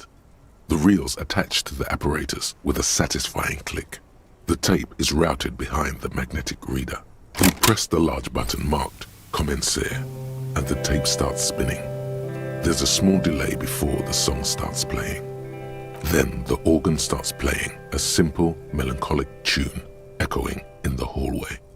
A lone singing voice joins in, telling you about the tiniest church in Cessons, surrounded by even tinier yard. You almost feel the seaside mist on your skin. It's mega sad. Within seconds you know, this is the one, the real shit you've been looking for. The one you trust your room to that Claudia told you about. Perform it. A click. Then silence for a bit. Then the tape stops spinning. Of course you could sing this. You could take sad to a whole new level with this. And you already know the lyrics since you've listened to it like a million times. And the B-side of the tape contains the instrumental version. It's like the world itself is telling you to do it. Only one obstacle stands on your way. Gart. You have to convince Gart to let you sing karaoke in the whirling. After you've won him over, you can express yourself. Let the pain out. Make everyone understand. The lieutenant looks at you as you remove the tape from the boombox.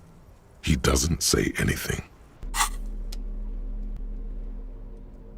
The porter reel is just what you needed. The reels attach to the apparatus with a satisfying click. The tape is routed behind the magnetic reader.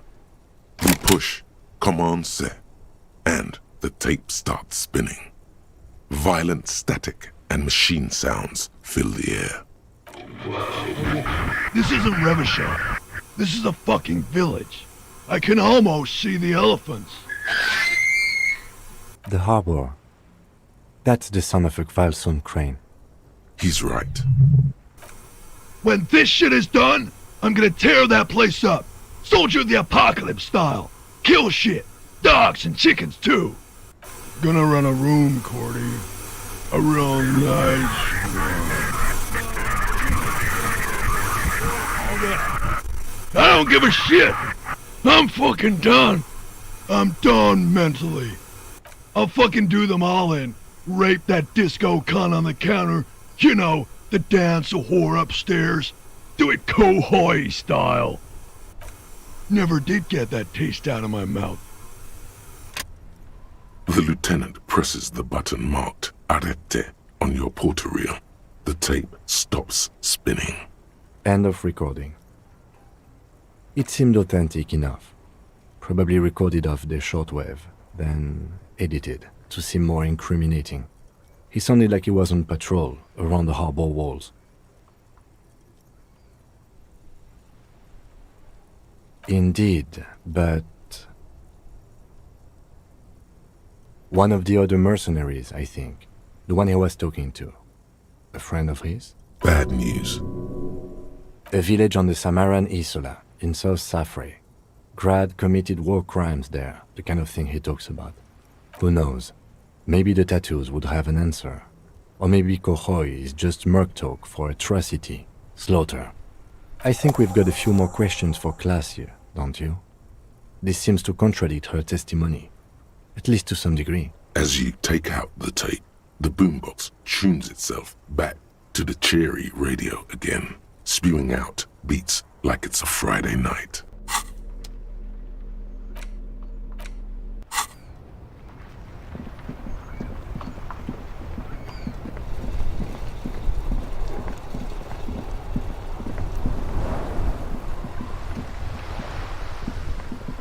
Vigilance officer? What can this old carabinier do for you? I prefer the old name, Insulindian Lily. Girls brought them to young cadets when they entered service. Wearing them on your cap was supposed to bring good luck. It used to be. But the communards were fond of them too. Call them revolutionary flowers. Bells of the revolution. You know what? No. They brought me misery, false hope, and disappointment. The revolutionaries sullied them. But it wasn't the revolutionaries that sullied the ID for you, was it?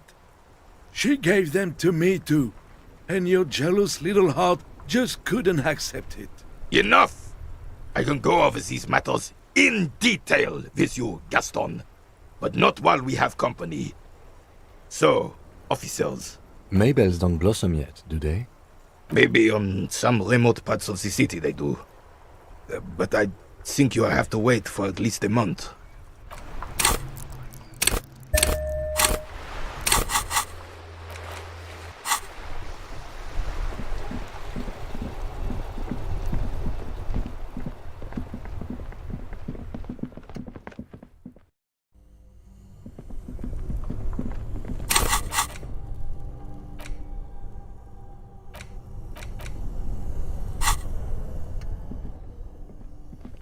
This orange machine. This orange machine is dead still. It has.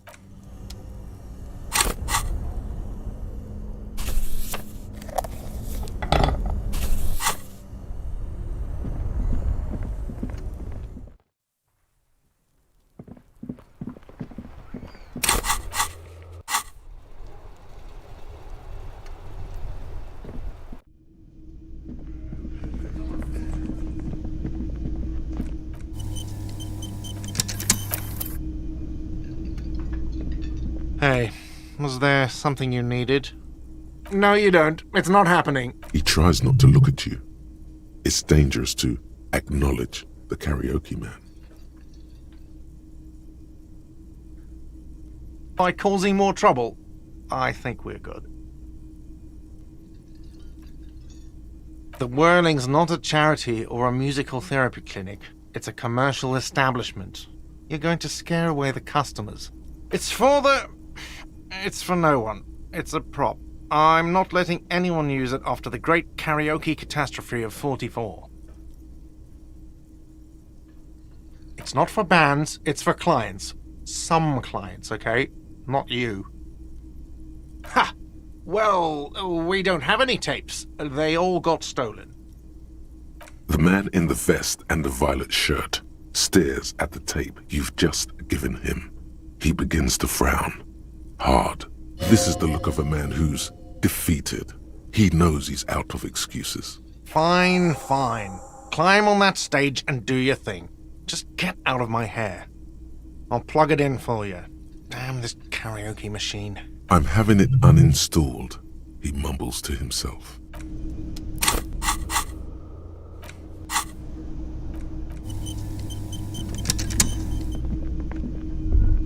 The stage is all set up for your performance. Feels silent. You can hear the pellets creak under your feet. You feel a little dizzy, a little unsteady suddenly. So, are you ready for your thing now? Let me know when I should turn on the karaoke carousel.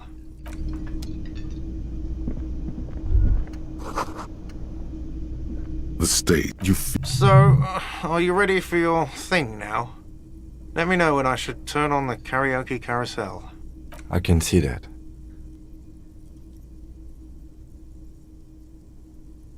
It's still early here. Faint daylight is seeping into the dining hall. All the tables have been wiped pristine clean for the customers to come. Someone's making coffee in the kitchen. But aside from that, no one's really. Yes, you can always do it in the evening. It will be less scary with a lot of people.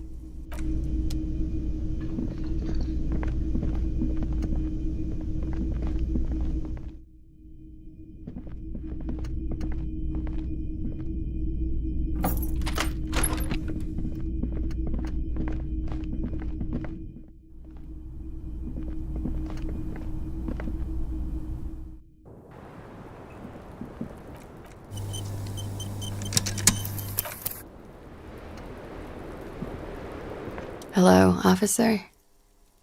What brings you up here again? She puts her coffee cup down with a soft ring as the porcelain meets the metal table. Did he? I never said he was a good man, or that he had good intentions. Only that he was never bad to me. Where did they get this recording exactly? It's intercepted radio chatter of the deceased, recorded via a de-encryption station. It's authentic enough. Does he say he's gonna do it Soldier of the Apocalypse style? Yeah. That was practically his pickup line. A memory surfaces in her tired neocortex. It's not entirely unpleasant. Did he say whores a lot? Was he pretty much on the verge of doing it Cohoy style? He wasn't actually there. He didn't do a tour, or at least didn't tell me he did. Would have been overkill anyway. He lived his own little Cohoy. It wasn't his everything. Yes, was he bragging? Oh no, I'm pretty sure he did all those things. Then integrated them into his idea of normalcy. to keep on living until they just sort of turn into his, what's the word I'm looking for? Running joke. I was gonna say running joke. And it sounds like you didn't even get the good bits. Lely's punchlines got way, way funkier than that.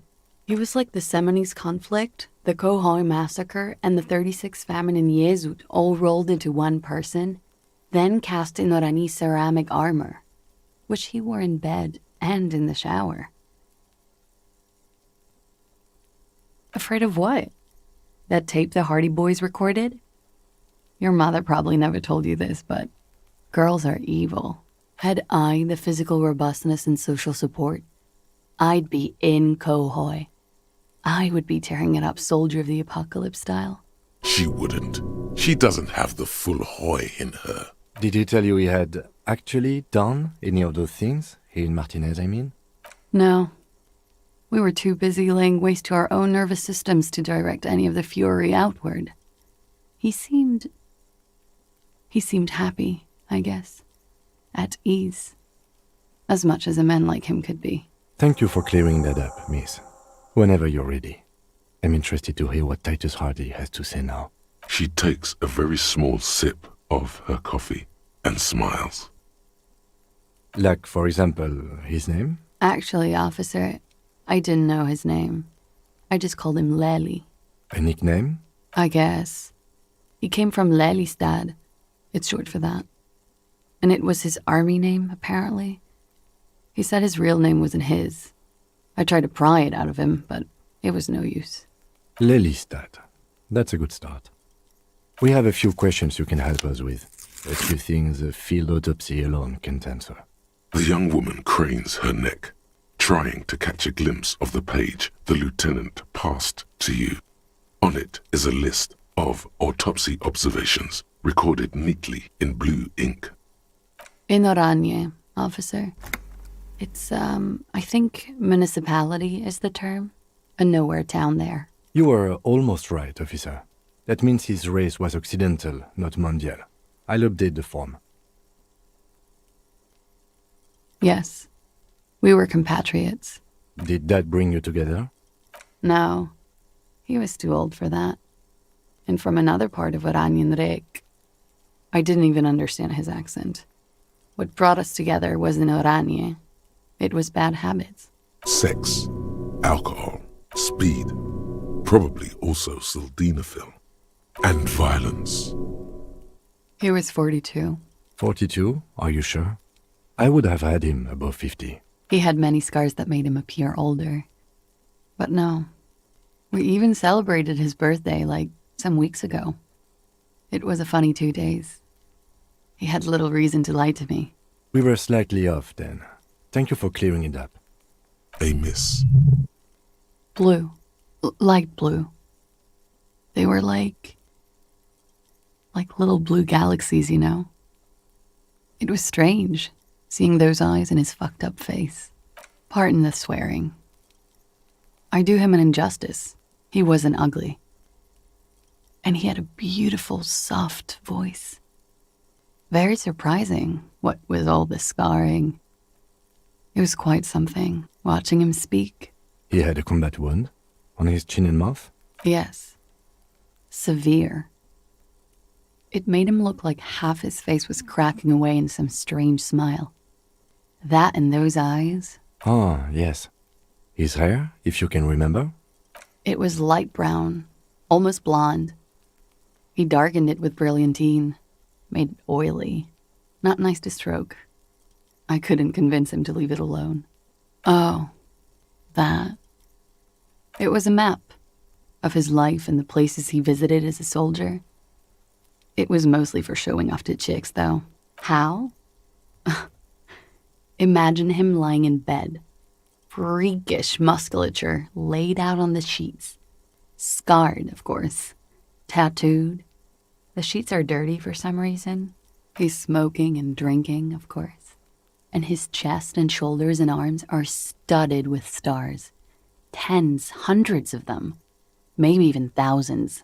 And the woman goes like, "What was this, baby?" And he says, That was too hardcore. Don't ask me about that. So she goes, okay, but what's this, baby? And he's like, saw some bat shit there. Killed some loincloths. And so it goes. Star after star. Port after port. Third world country after third world country. And he's done horrible things in every single one of them. Oh yeah. No thank you. I've seen enough of him dead. I can tell you what they meant without looking at them. Go on. He was a blue-eyed boy with thick arms, from a small town. He was also poor, and the government of Oranje needed some people killed, so they turned him into a grotesque killer. For money. He went to Killer Academy in Vredefort. Then he killed some people on the Seminine Islands. And on other islands, too. All of the islands. After this, he came to Revachol and got killed himself. Change of topic, perhaps?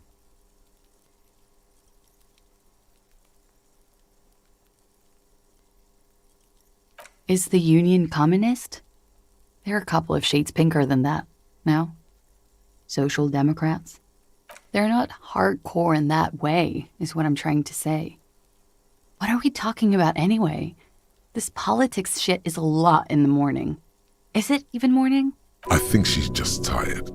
She doesn't know what you meant by that. And can you blame her? It very well could be, yes. What do I mean? I have no idea. I don't even know what you mean. Love did him in? What does that mean? That's not funny, officer.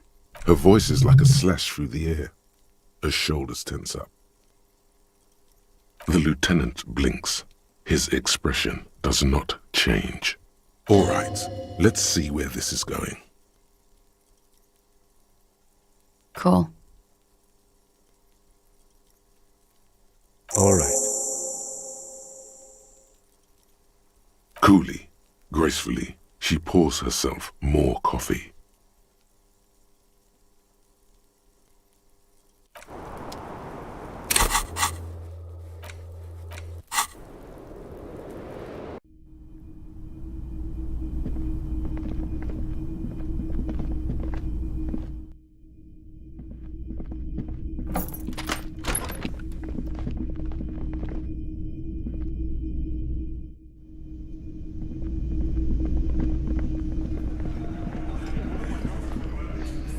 The clowns are still hanging around.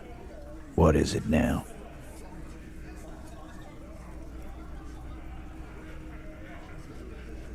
And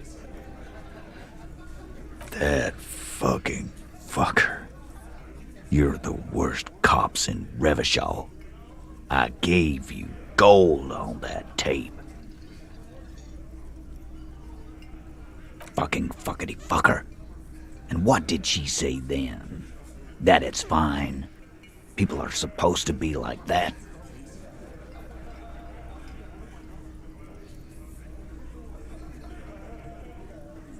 Yes. In fact, I think she thought it was a little funny. Funny? No good goddamn psycho whore. Alright. All fucking righty then. I guess it's good then. That fucking... Please try to control yourself in the presence of visitors, Titus. This is just perfect. Just fucking perfect. Any thoughts on this, lawmen? Nah, I know her. She's just a girl. In over her head. Yeah, you're right about that. She takes way too many drugs. Well, it's as they say. You can't do anything with an underdose. With an overdose, you can at least try to come off it.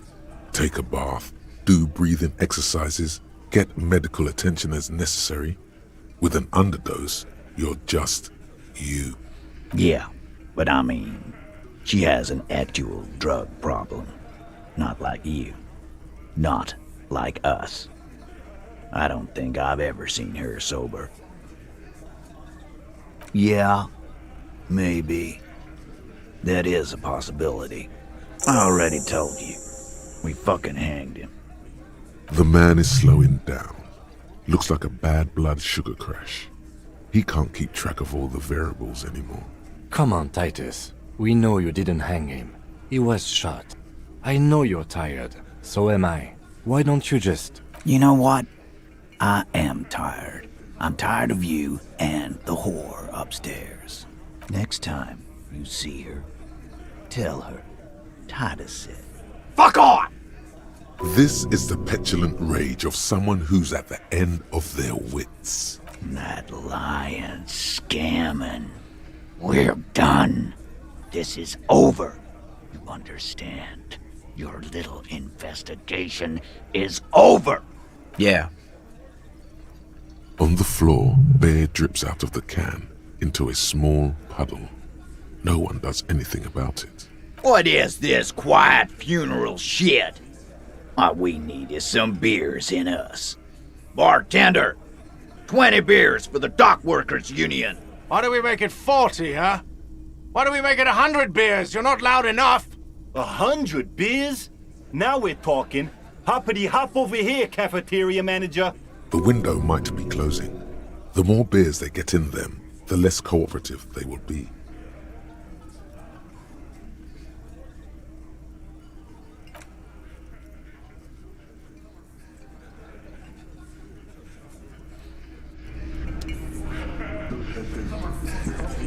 Behind the dock workers, a ceiling height window.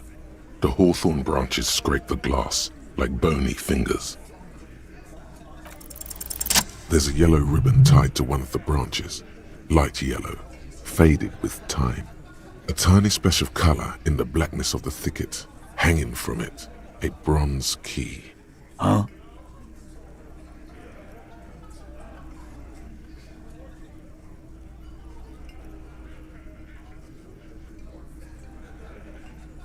I'm not your janitor, cop. I don't even know what you're talking about. There's nothing there. If he says it's there, it's there. I don't know about that. I'm comfortable here. Don't think any sliding would really help right now. Sorry, fucko. Looks like you're gonna have to go bush diving. Good fucking luck with that. The Hawthorn's got a bitch of a bite. I'm gonna enjoy the sight of you in the bushes out there. With a loud thud, the old man stands up, pushes the window open, grabs the key from the hawthorn branch and slides it across the table to you. The key is brass. Workshop spare is etched into its bow. The old man closes the window and sits back down in silence. Come on, man. We were just having some fun. Where's the harm in... I'm tired of listening to your shit. Don't thank me. I don't give two shits about your key. There is a silence around this man's words. Unlike Titus, they're afraid of him. That's the type of respect he commands. Didn't even know it was there. Boys. No idea. Never even seen it. Someone must have hidden it there before this room became our place. It could open the door in the kitchen. The blue door. It says workshop spare. Maybe there's a workshop there?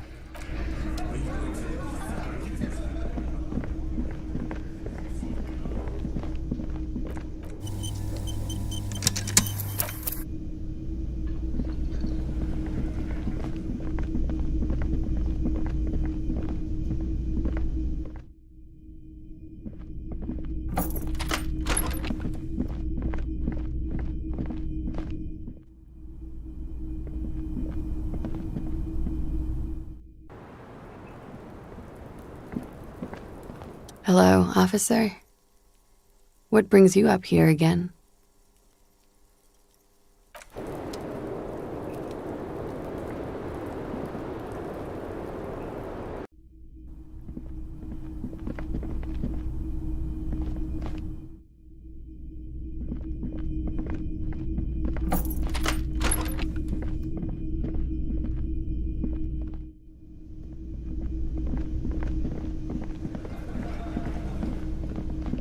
You You see a heavy steel door with a prominent dimple lock. It's painted blue. The key fits the dimple lock. It takes a bit of effort to turn it after all these years, but then the lock clicks. The darkness before you smells like engine grease and cut wood.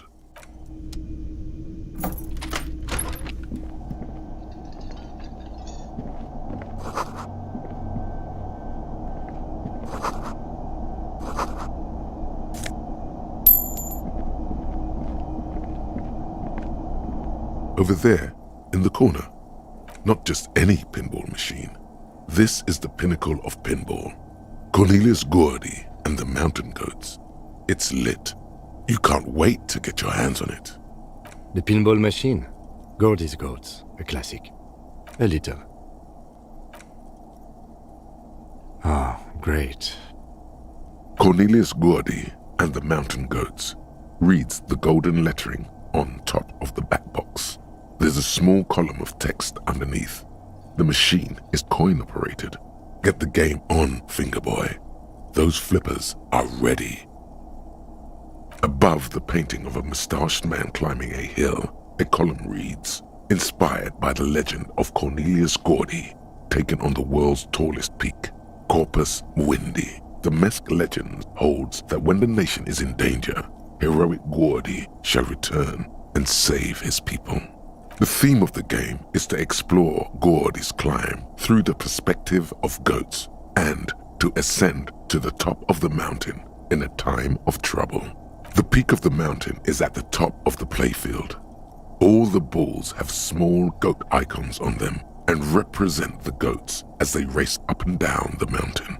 Areas around the playfield represent Gordy's climb, places he was said to have camped, which the goats can discover.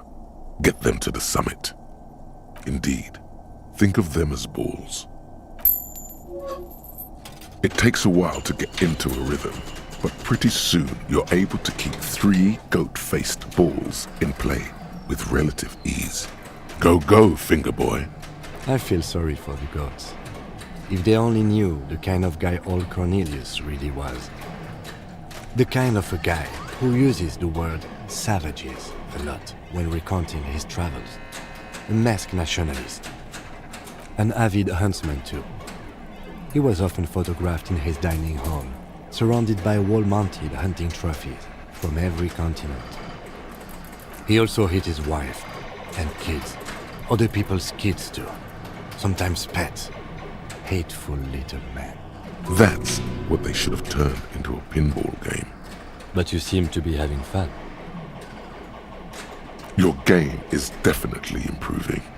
The jolly goats are flying all over the board, and although a few plummet to their deaths, you're never left with less than 3. Suddenly, a special passage leading to the summit slides open at the top of the board. This is where the balls need to go. Maneuvering a goat ball into a position for a perfect hit isn't easy. More fall to their deaths.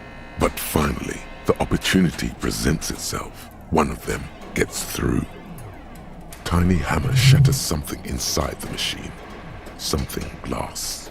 The words "pale rupture" light up on the speaker panel, and the machine starts filling with a thick, milky fog. Something's happening. Congratulations. This is where the game ends. It's a cheap way of getting more money out of the players. A stupid, nihilistic finale. There's so much fog, you can barely see anything. Some is actually leaking out of the machine, and one by one, your goats start slipping, disappearing into the milky nothingness. Hit the pads as fast as you can. Maximum attack. Not even a bullet can get through. You're down to your last goat, going mostly by sound. Eyes are useless at this point, but that goat is something special. 5 times you snatch him back from the jaws of death. I am. I've seen it before. Played it too. You will eventually make a mistake and then it's all over. How, if you can't even see it? The last goat plummets into the fog with almost suicidal glee. There goes nothing, Fingerboy. All these mesmerizing machines. just waiting to be plugged back in and played. Feels like it might jump back to life any moment, the lights illuminating the white-robed woman. Some kind of inane pinball theme, probably related to Messina during the DeLorean age. The history themes are the worst. You can't fire them up, they are broken. Only that one machine in the main hall works, the Royalist Pinball. What a dumb name, Royalist Pinball. If they weren't broken, he would kick one of these machines about now. No, I love it. I love pinball. Who doesn't love pinball? Let's move on. No.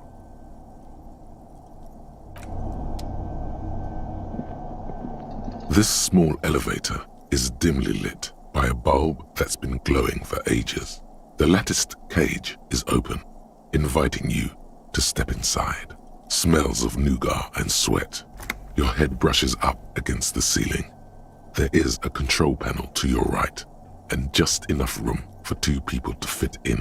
The maintenance card under the control panel reads, Last maintenance, 10th July, 88.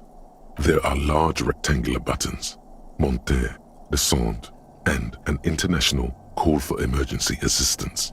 That third one appears to be broken. That it does. I say, let's brave it.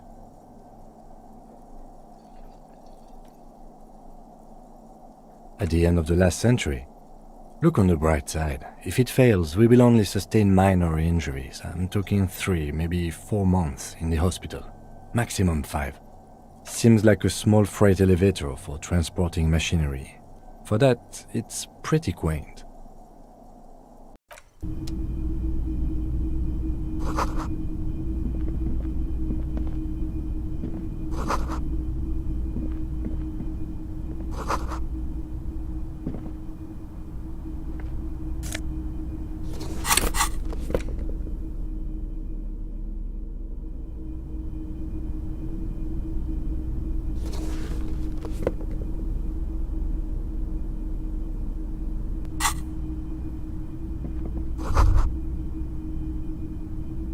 So this is where they brought 40 pinball machines to fix them up, a long time ago.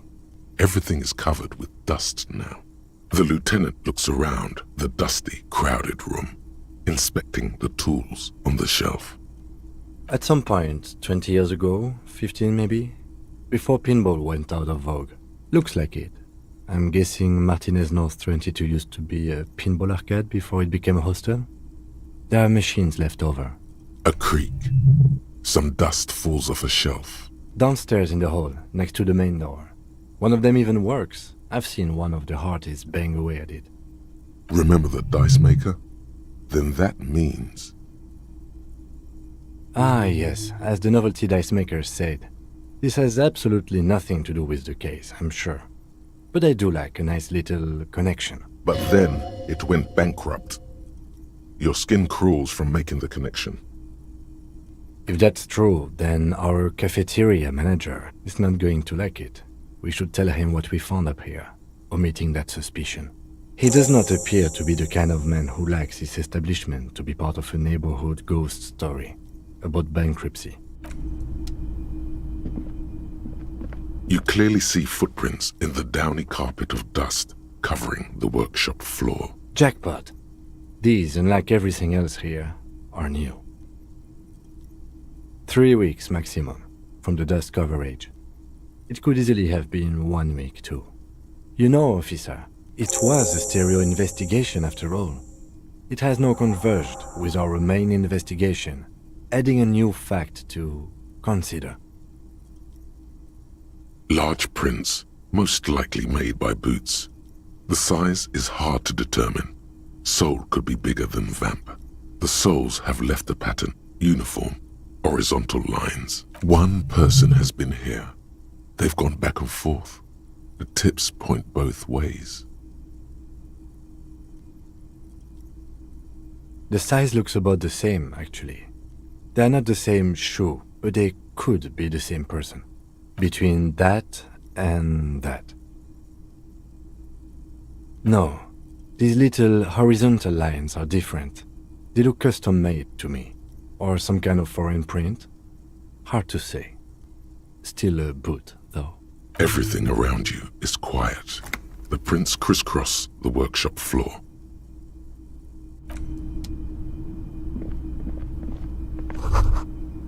You can almost see the shape of a man and a woman writhing inside, bathed in drug sweat and dirty linens. Bottles lie around everywhere. You can barely see through. Better not to jump to sensationalist conclusions here. The footprints on the floor, however, definitely suspicious. Boring footprints. I want to jump to sensationalist conclusions. You lean closer to the peephole instinctively. I bet they're doing something quite unnatural. This is the inside of the barred door you've seen before. Unless we've veered off into a 4D dimension, I'm expecting to step out on the roof. We could ask Glacia about this route. See how she reacts.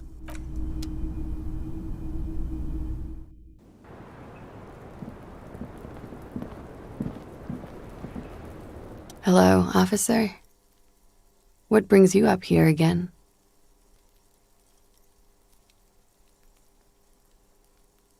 Sure. The record. Yeah?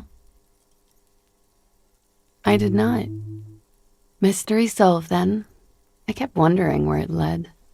There may be more to this mystery at some later time. She's holding back. Let's make a mental note for now.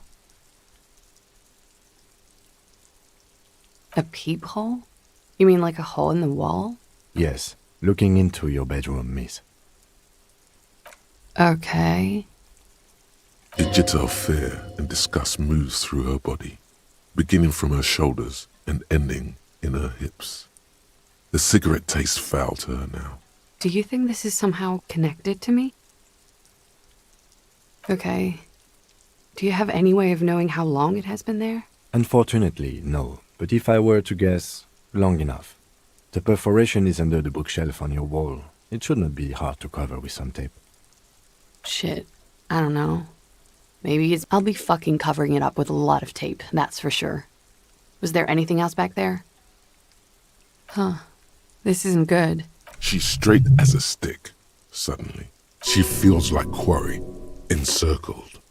Her eyes dart to the door. Okay. I'm glad someone's had fun. Mm-hmm. All right.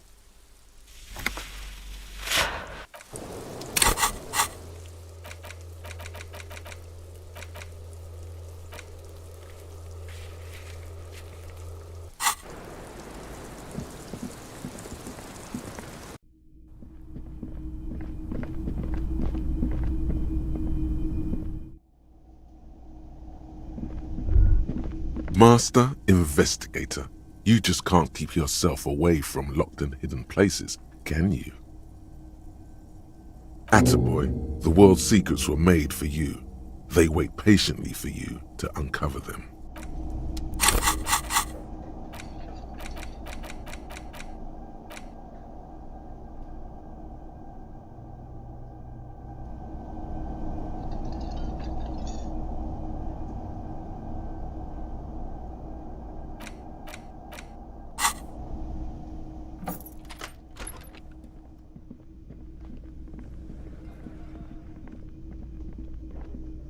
Hey, was there something you needed?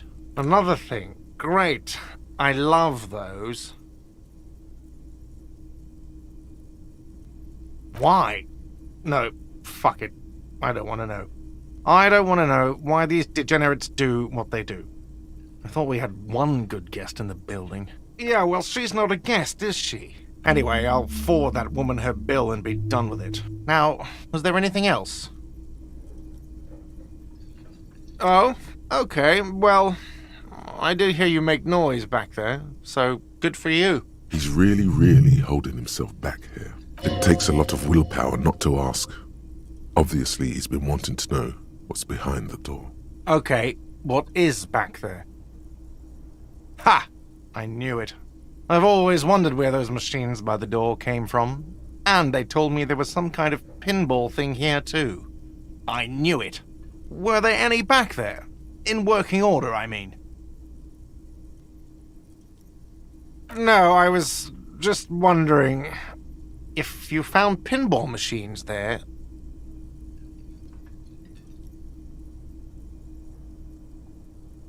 No, but we could diversify the entertainment options, seeing as you've opened the door back there.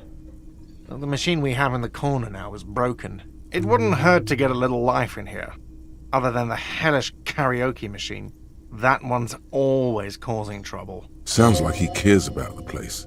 He's not going to be overjoyed to hear that it's part of the doomed commercial area. He should still know. You have to be forewarned about these things. What wall? I'll have it fixed at once. Thank you for letting me know. I assure you, the Whirling does not abide spying on its guests. The color has drained from his face. What a shame to fix such a good peephole.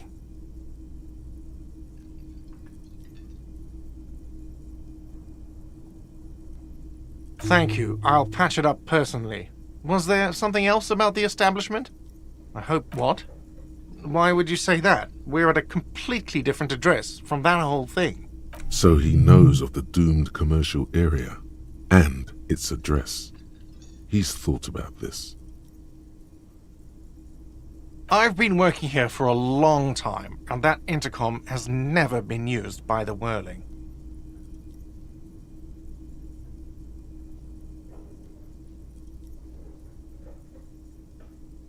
Does this look like part of a doomed commercial area?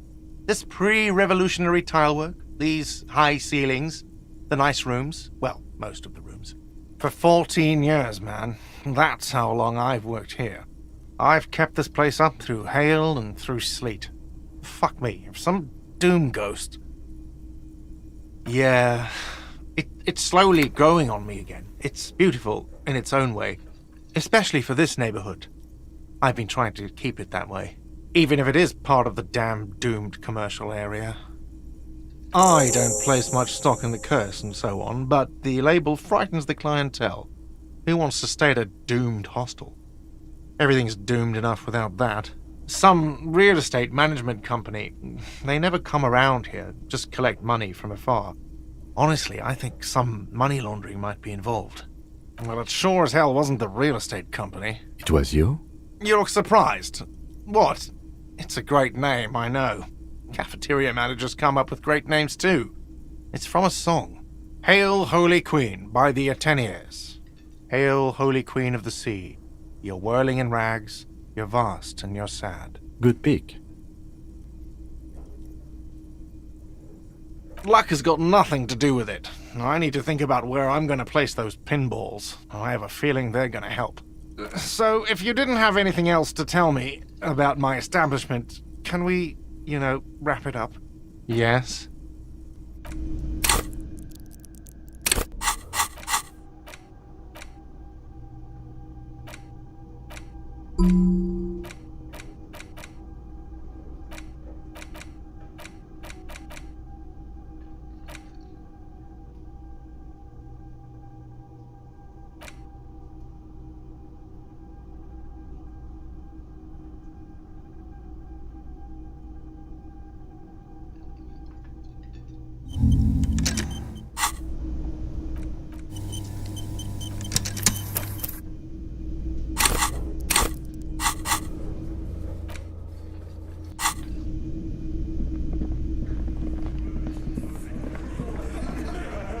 It's you again. What is it?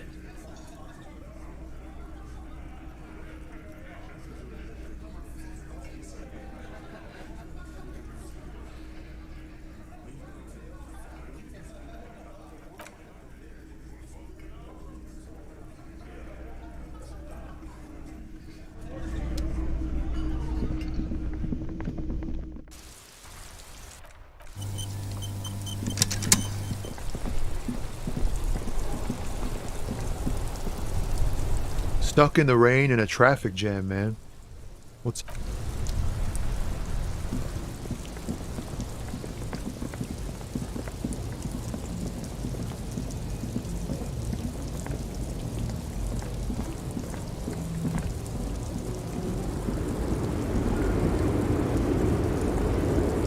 woman still has.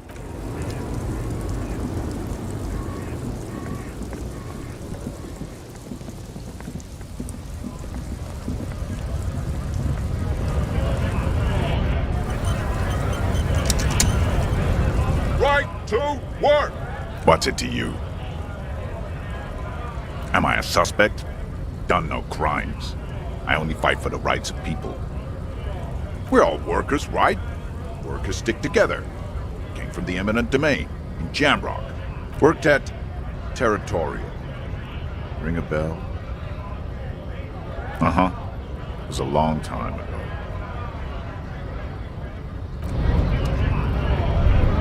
There. Do you smell that? Can you not detect that inimitable whiff of dissatisfaction and restlessness? That sense that the world is in need of dramatic, even violent reordering? Can you smell it now? You inhale. The cilia along your olfactory epithelium tingle with excitement as they sift through the swirling morass of industrial odors. First come the smells of the agitated strikebreakers. Layers of body oil and sweat. Over-buttered meals pulled from bake-light lunch pails. The biting stench of lye soap.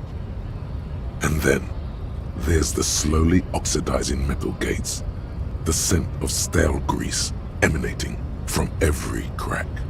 Everything in order, detective?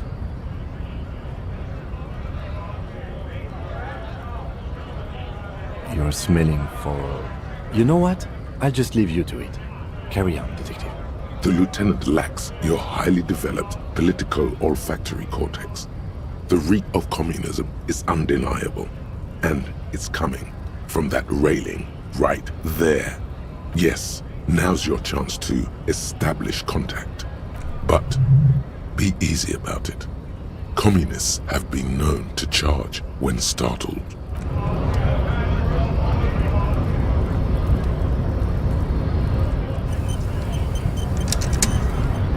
Hola, wandering man. How can I help you? What's that, boy?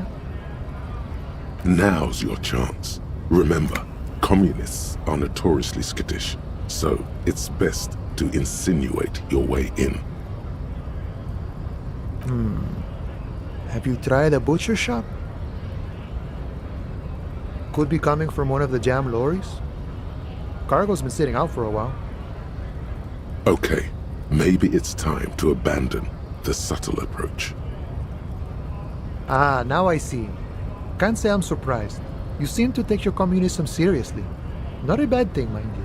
It's good for a man to take time to think about the whole socio-political world picture. Oh, he certainly likes to take his time with things, especially when politics are at issue. So you've given up copying and now you're hunting comunistas. Care to say why?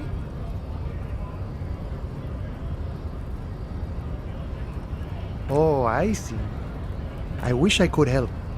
Unfortunately, I don't know many comunistas.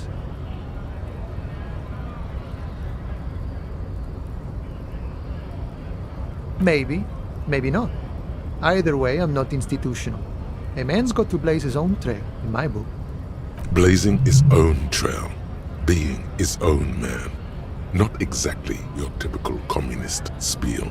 Okay, so maybe he's not exactly a communist, but there's definitely some communistic residue about him. Ah, but you know, I did meet a genuine ideologo a few months ago. Perhaps he's your guy. It was late one night as I was leaving the harbor. He was waiting on the corner in a bright white jacket, classic Saramerizian style. He asked me for a light. We shared cigarettes. Then he asked me if I ever thought about getting into some of the extra physical branches of communism.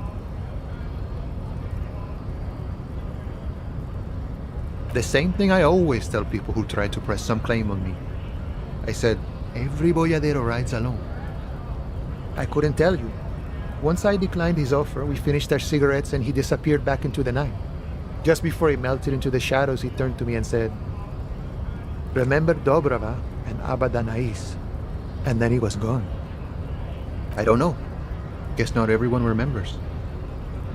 Been wondering about that myself. Some comunista inside talk with me. Not meant for the wider public. They love that kind of thing. You'd have to ask someone who knows the ideólogo personally. I have to say, though, it sounds like you found yourselves a proper hunt. The man whispers a jaunty tune.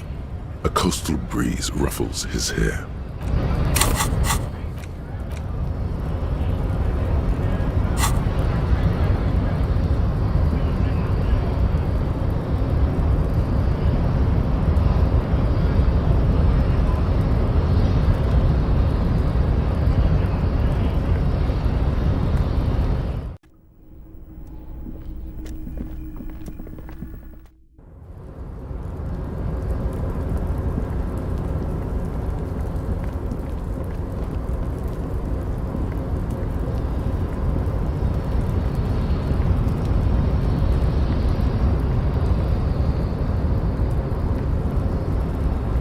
You're back before the cargo container. Its draw has not lessened since you...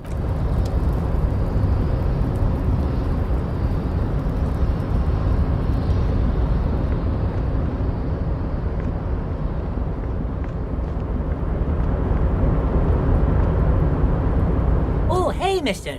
I knew you'd be back to talk with old Leo here. Yes, I did. Yes, I did. It's like Lady Larice said when she opened a bathhouse in the basement of my apartment building. They can only get so far before they're aching to get back. And lots of folk really did keep coming back. No trouble at all, mister. No trouble at...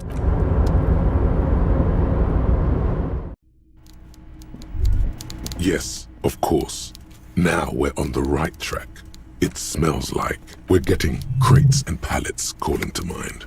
Vast stands of winter pines, a swirl of ancient odors absorbed by heavy carpet fibers, but also a pervasive, treacly sweetness that somehow reminds you of cola nuts. The whole place could probably use a good deep cleaning, you think?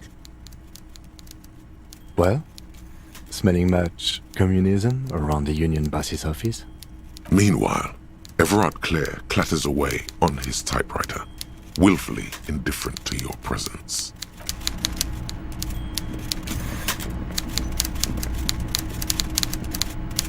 Mr. Dubois, the word in Martinez is a certain police officer is once again happily reunited with his service weapon.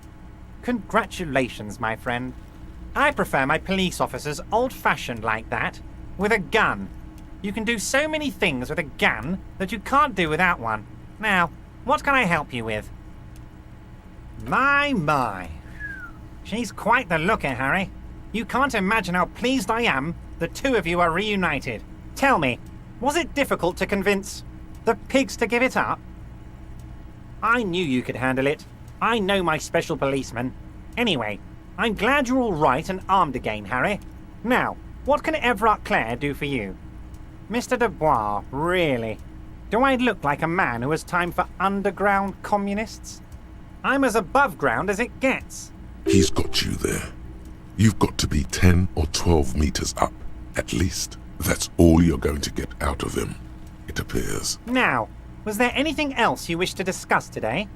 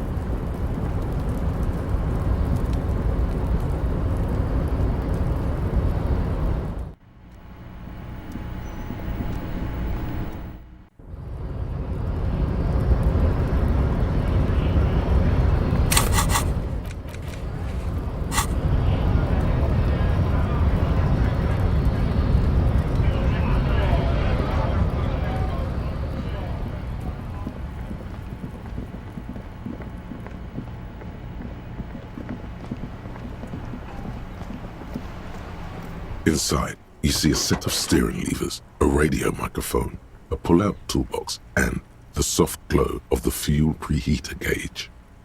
This is Precinct 57. How may I assist you? Hold on, officer. I've got Central Jamrock Public Library on the line, and I've already introduced you to their librarian. Connecting the call in 2, 1. Yes, this is Central Jamrock Public Library here. How can I help you, officer? Billy Majon, you said. Give me a moment, I'll have to check our database. On Moreau Drive in central Jamrock, in a darkened hall lit by orange desk lamps far away from the noise outside, a middle-aged man taps commands into an old radio computer. A printout falls on the desk. Behind him, a lonely reader scours some dusty bookshelves, looking for a paperback. Yes, hello, are you still there? I found Billy Majon's home address, is that alright? No phone number, unfortunately. Here we go, sir.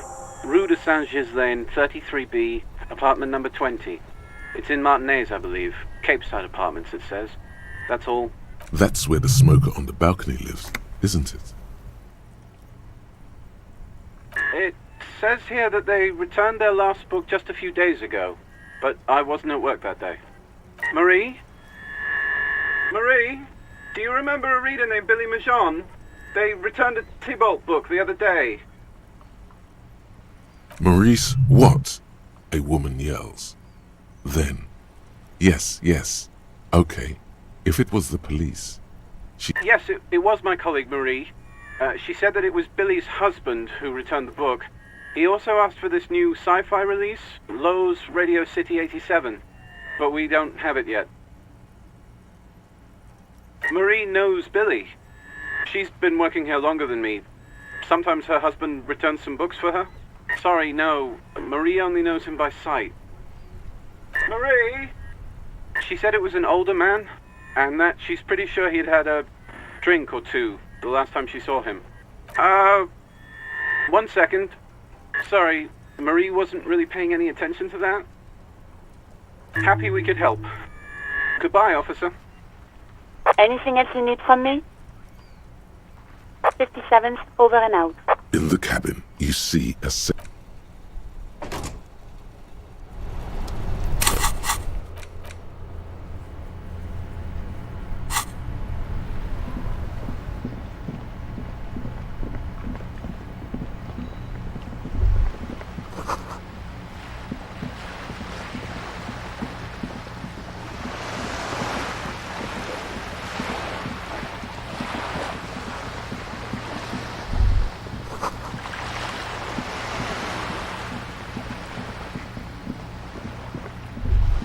There it is again.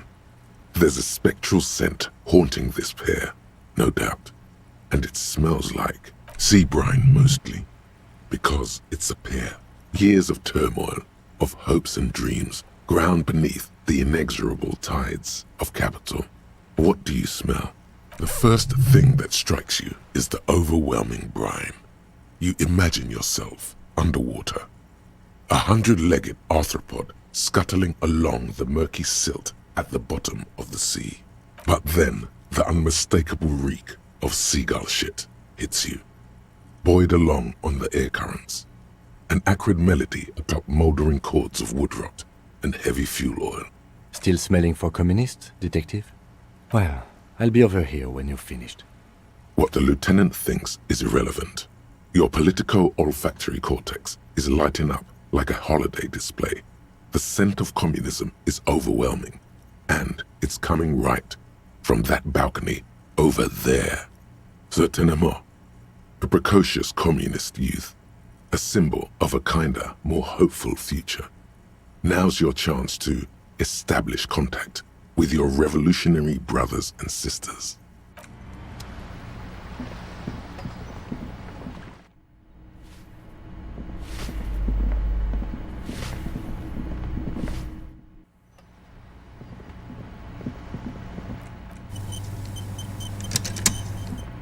Hello again, officers. Have you come to admire my mural?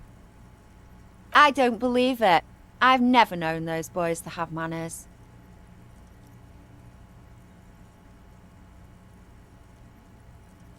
There'll never be skulls, but their hearts are in the right place. Fat chance. But you can still do your part to revitalize the neighborhood. She throws you a conspiratorial glance, then presses her finger to her lips and squints up at the sky, as though straining to hear something in the distance.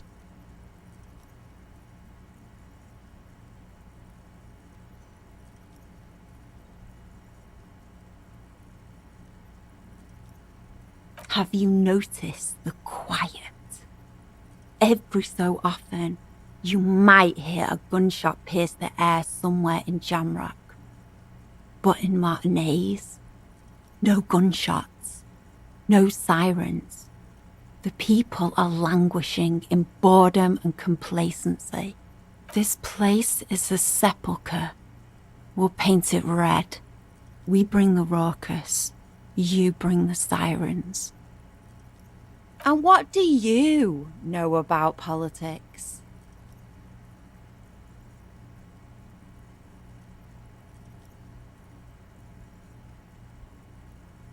An underground cell. My. Sounds big time. Sure, I know someone who'd love to talk that ideological stuff. You're looking for Steban, a right communist who runs a mega cool and very secret meeting. He might. No. The lieutenant let slip a sigh that seems to suggest this turn was utterly predictable. A wicked grin extends across her face. Oink for me, piggy. Just once. Wow, that was easier than I expected. It's almost like you've been wanting to do it this whole time. A cool, damp feeling ripples through you. You realize you needn't have rolled over quite so easily. The lieutenant, needless to say, is not impressed. Sounds like you're really serious about meeting Steban. It's touching. Sort of. Steban's group meets only at night, in an old room in these apartments here. It just so happens you're in luck. Their weekly meeting is tonight. Poke your snout around sometime after 10 p.m. and you might just find them. Hold on. You didn't think it would be that easy, did you? See, Steban's a bit on the paranoid side. He's got all these mega secret passphrases to keep out infiltrators and the like. You can't join the meeting without one. Not to interfere in your personal errand, but I wonder whether it might have something to do with that phrase Mañana mentioned overhearing. The lieutenant nods. Guess this is what happens when two pigs put their heads together. That's enough. Off with you then.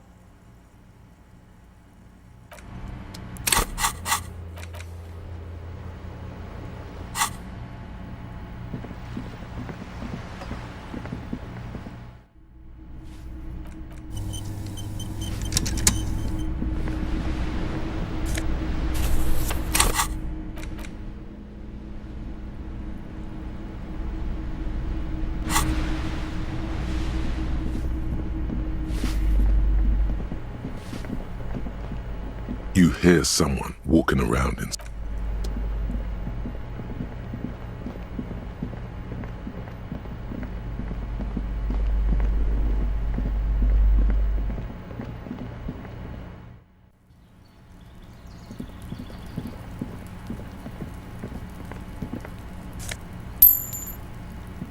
A weathered brown door. Something smells good. Soup allons yo. The lieutenant motions to you to go ahead and knock. You're right. Let's talk this through. You hear light footsteps passing by the door and some folk music playing on the radio. We have our first preliminary identification. In all likelihood, the deceased is the husband of Billy Méjean.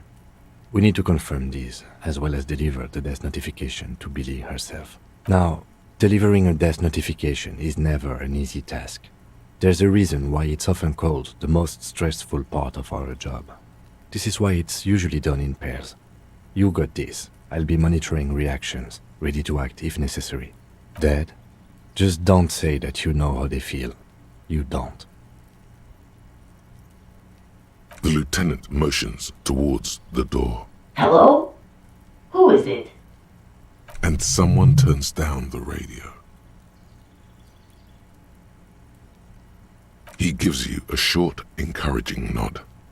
The police. A moment, please give us a moment. Tidying up, nervously. Come in, the door is open.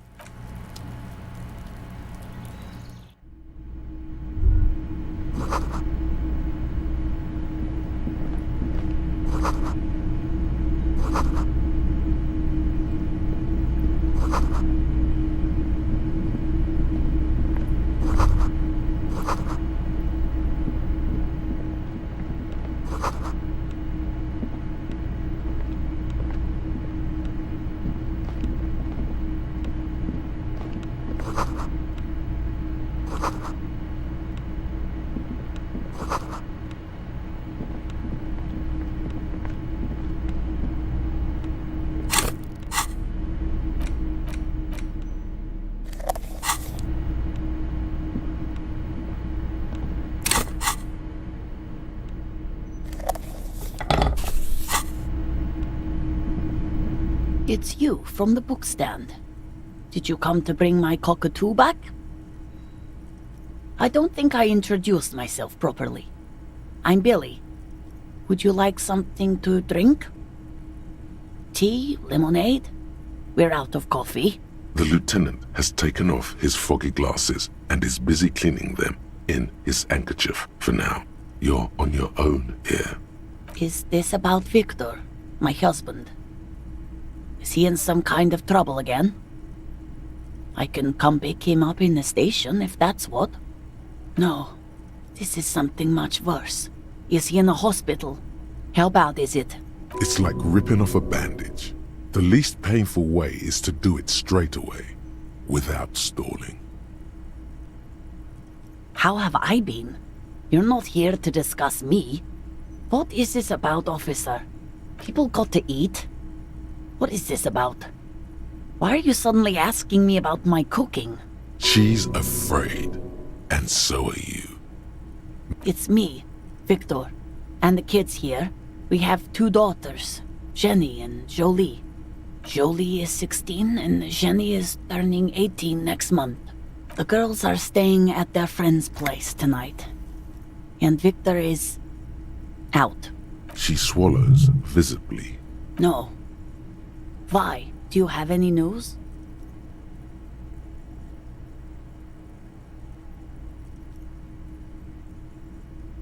No. I guess I'll find out when he decides to come back home. It shouldn't be long from now. He's never gone for more than a few days. Oh, it's in Jamrock. The one at Mayrow Street. I don't know the official name. Central Jamrock Public Library? I think, yes, if that's the one on Mayrow. Just to return a book of mine. Why? Yes. His old leather jacket. It's just your average brown leather jacket, but he bought it as a teenager, so yes. The lining is hand-sewn, it's blue. I tried to make the thing more weatherproof since he's running around with it in the middle of winter. She folds her hands across her chest. Here it comes.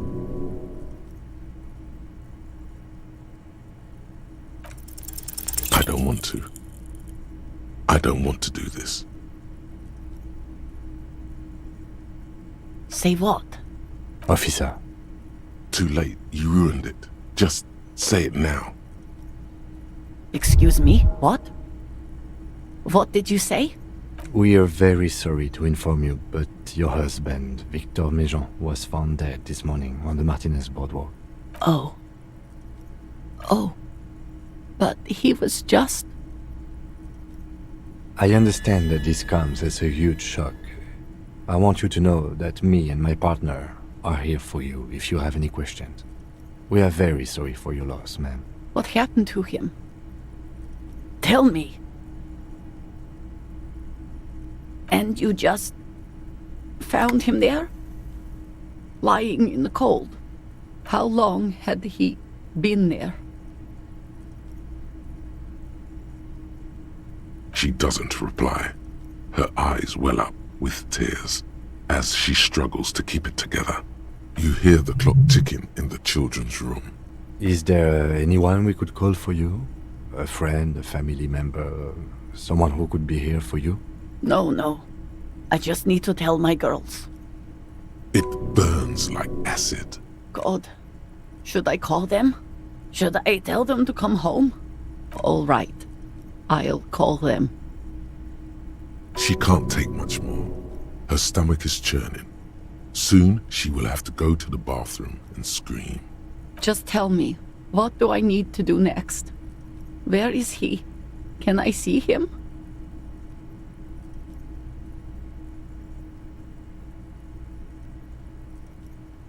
And who should I contact? He was taken to the city morgue.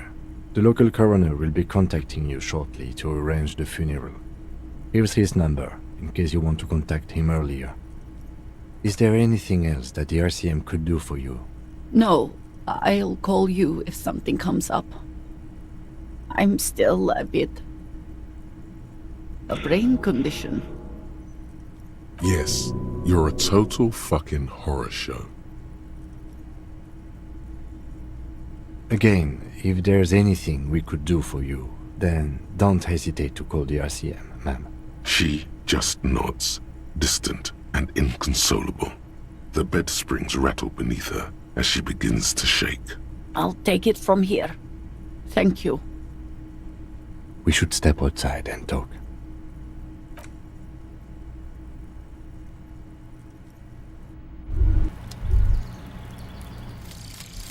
The Jamrock Shuffle. In a way, yes, you are treasure hunting. Most officers from Precinct 41 do what is called the Jamrock Shuffle, cracking open containers. Most of them are from Jamrock or Coal City, the poorest parts of Revachol, that also overlap with the network of royal catacombs called Le Royaume, just beneath the streets. As children, you would all go underground, hoping to find treasure, and come back with a rat's tail or a used needle. That playful curiosity must still be in you. Who knows, maybe one day the Orbe de Montagne, the Holy Scepter, and the Cocaine Skull will all be yours.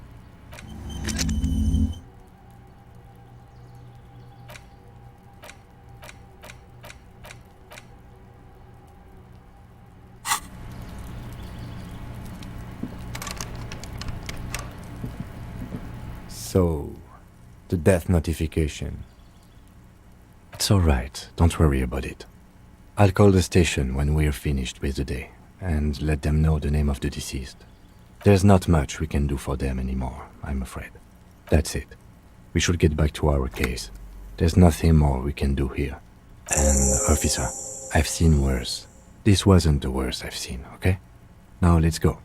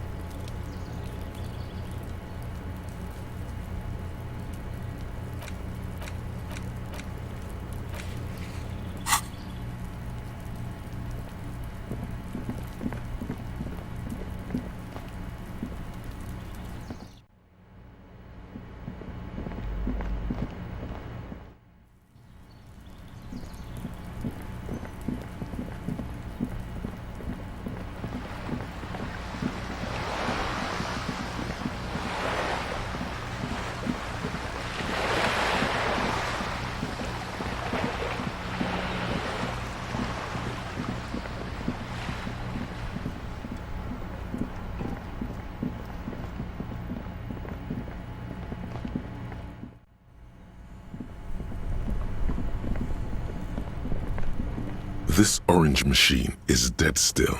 It has a hand-cranked ice cream churner and an electric freezer. Ice squeaks beneath your Kavalzund multi-tool. But your fingers slip away from the tool. The lid shutters tightly as before.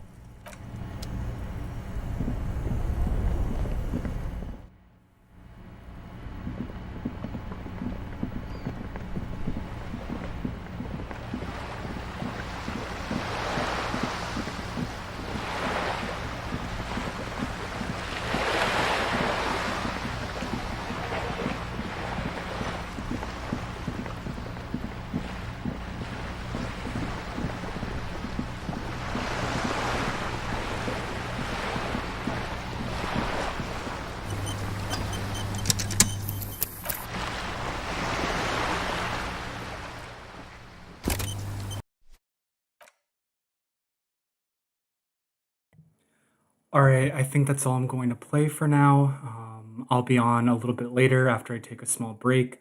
So yeah, see you in a